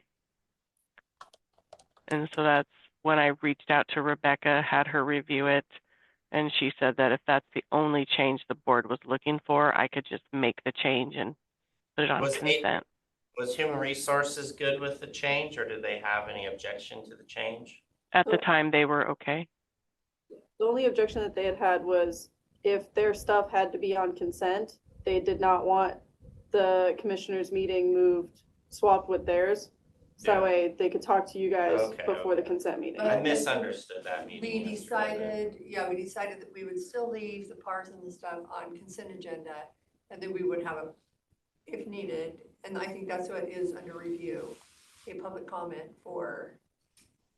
Right, so what I got out of that meeting yesterday though was that if public comment is taken at Human Resources meeting, you can take action at their meeting. And that's what we're gonna do. And that is what it is right now, yes, and Rebecca in legal is reviewing it. Yes. Yeah. Just to verify. Yes, and she's also looking into the administrative tasks like you guys had requested, like with the plats and the public works stuff or things like that.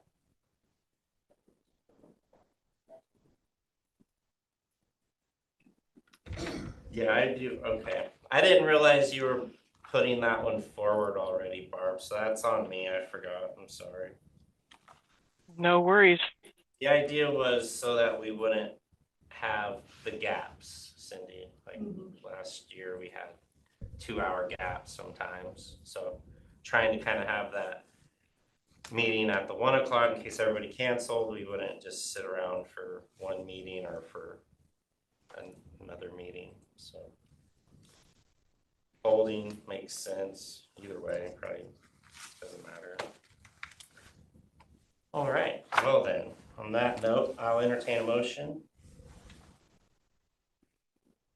Mr. Chair, I move that we approve the consent agenda, holding item number 4 for more legal review. And that's the only one. Second.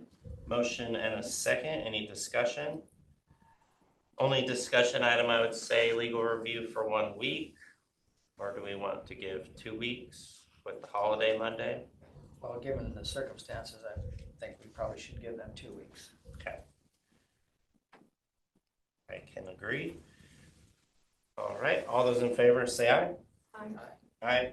Motion passes. Consent agenda is approved as stated by Commissioner Carter. Holding number 4 for 2 weeks.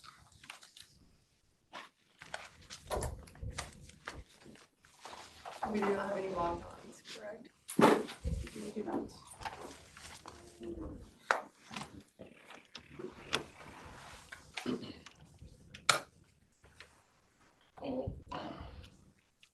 The first time standing up today. First time standing up? Today, yeah. You've been sitting in the chair the whole time. Yeah. Not good. How'd you get lunch? I didn't have lunch.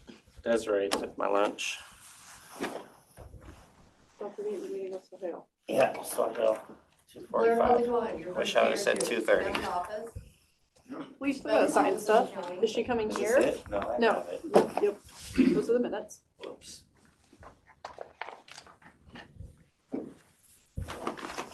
Great. This is AP batch. Is there no sign sheet? Oh, there it is. It's on the second page. This one, what you're saying is Third we need to page. go back over there. Sit. Or we There you should go. Sorry. Over here. We need to come back where you got. It is really, and you can hear paper rustling. Is it better on paper? Invoices from Cooley Creative. That's all you Hear can the hear. paper. And the typewriter. We got real issues there. You can hear the people whispering back there. You but do need to cannot sign hear it. It's on the that. third page. This is the invoice from the insurance.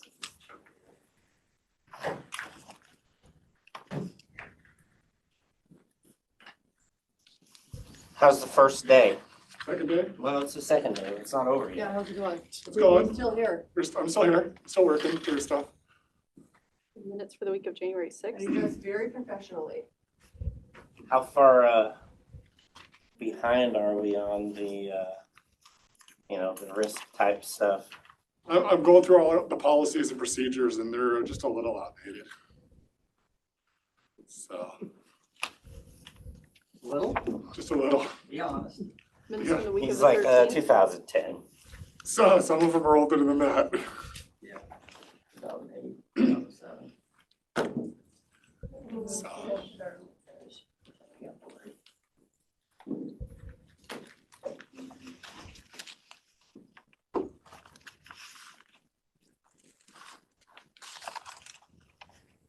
I read through some of them, made notes on some of them and stuff like that, so. Minutes from the week of January 20th. You will need to sign that one too. I missed the flag in that one.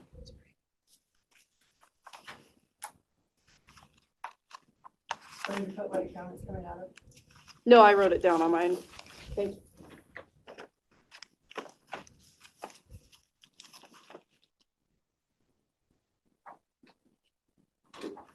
Sure, it's getting crazy.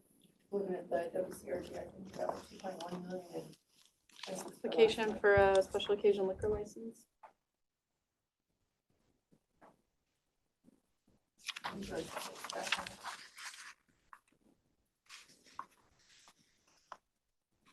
I didn't know you were lucky. Yeah, it's a bad habit.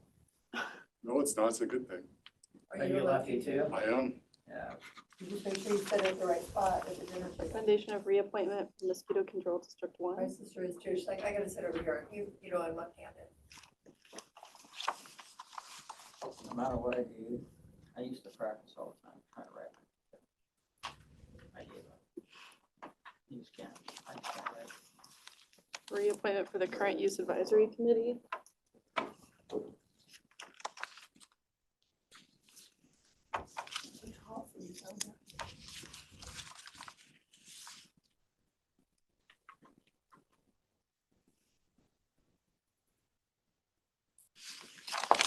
Another reappointment, current use advisory committee.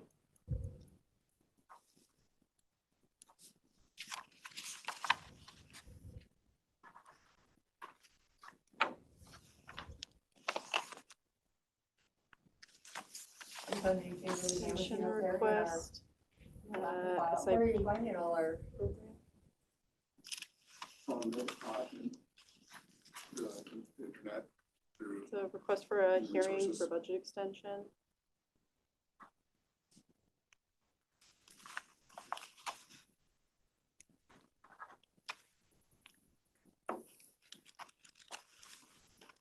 Reimbursement request from Renew.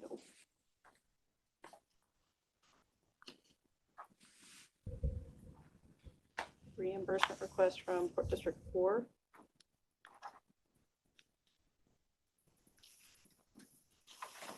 This is a refund for an issued permit that was then voided.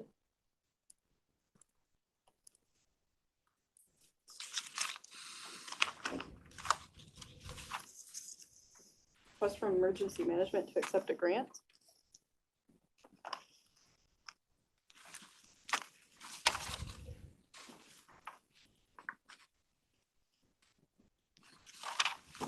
Permission for Susie Fody to DocuSign a cooperative services agreement.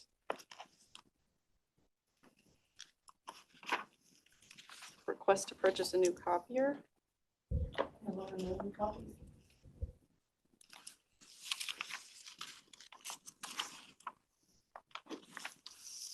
Public Works Exhibit A, Amendment 27.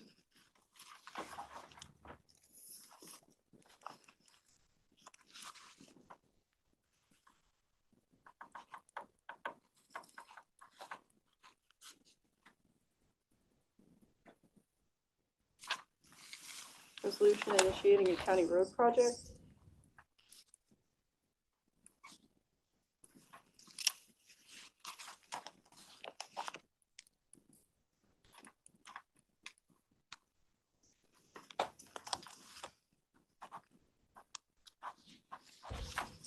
Request to close Renew offices for active threat exercise.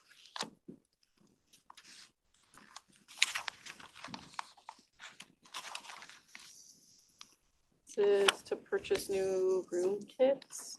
You forgot to have TSs, don't you, in the next?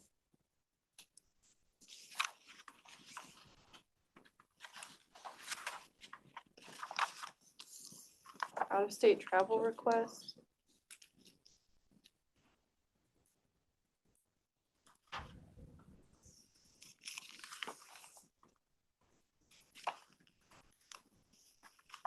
Quote from Everbridge Inc.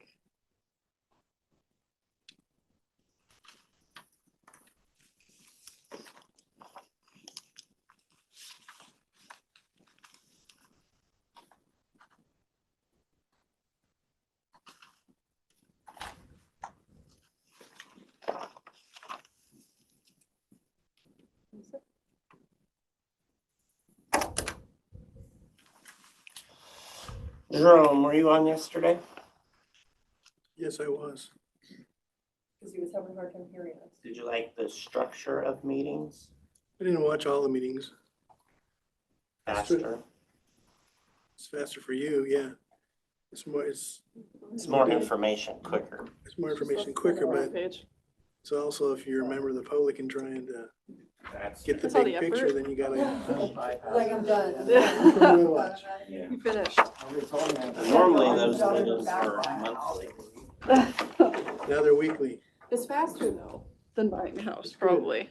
a little bit. Okay, it is 2:24 PM and we are going to go into recess for today.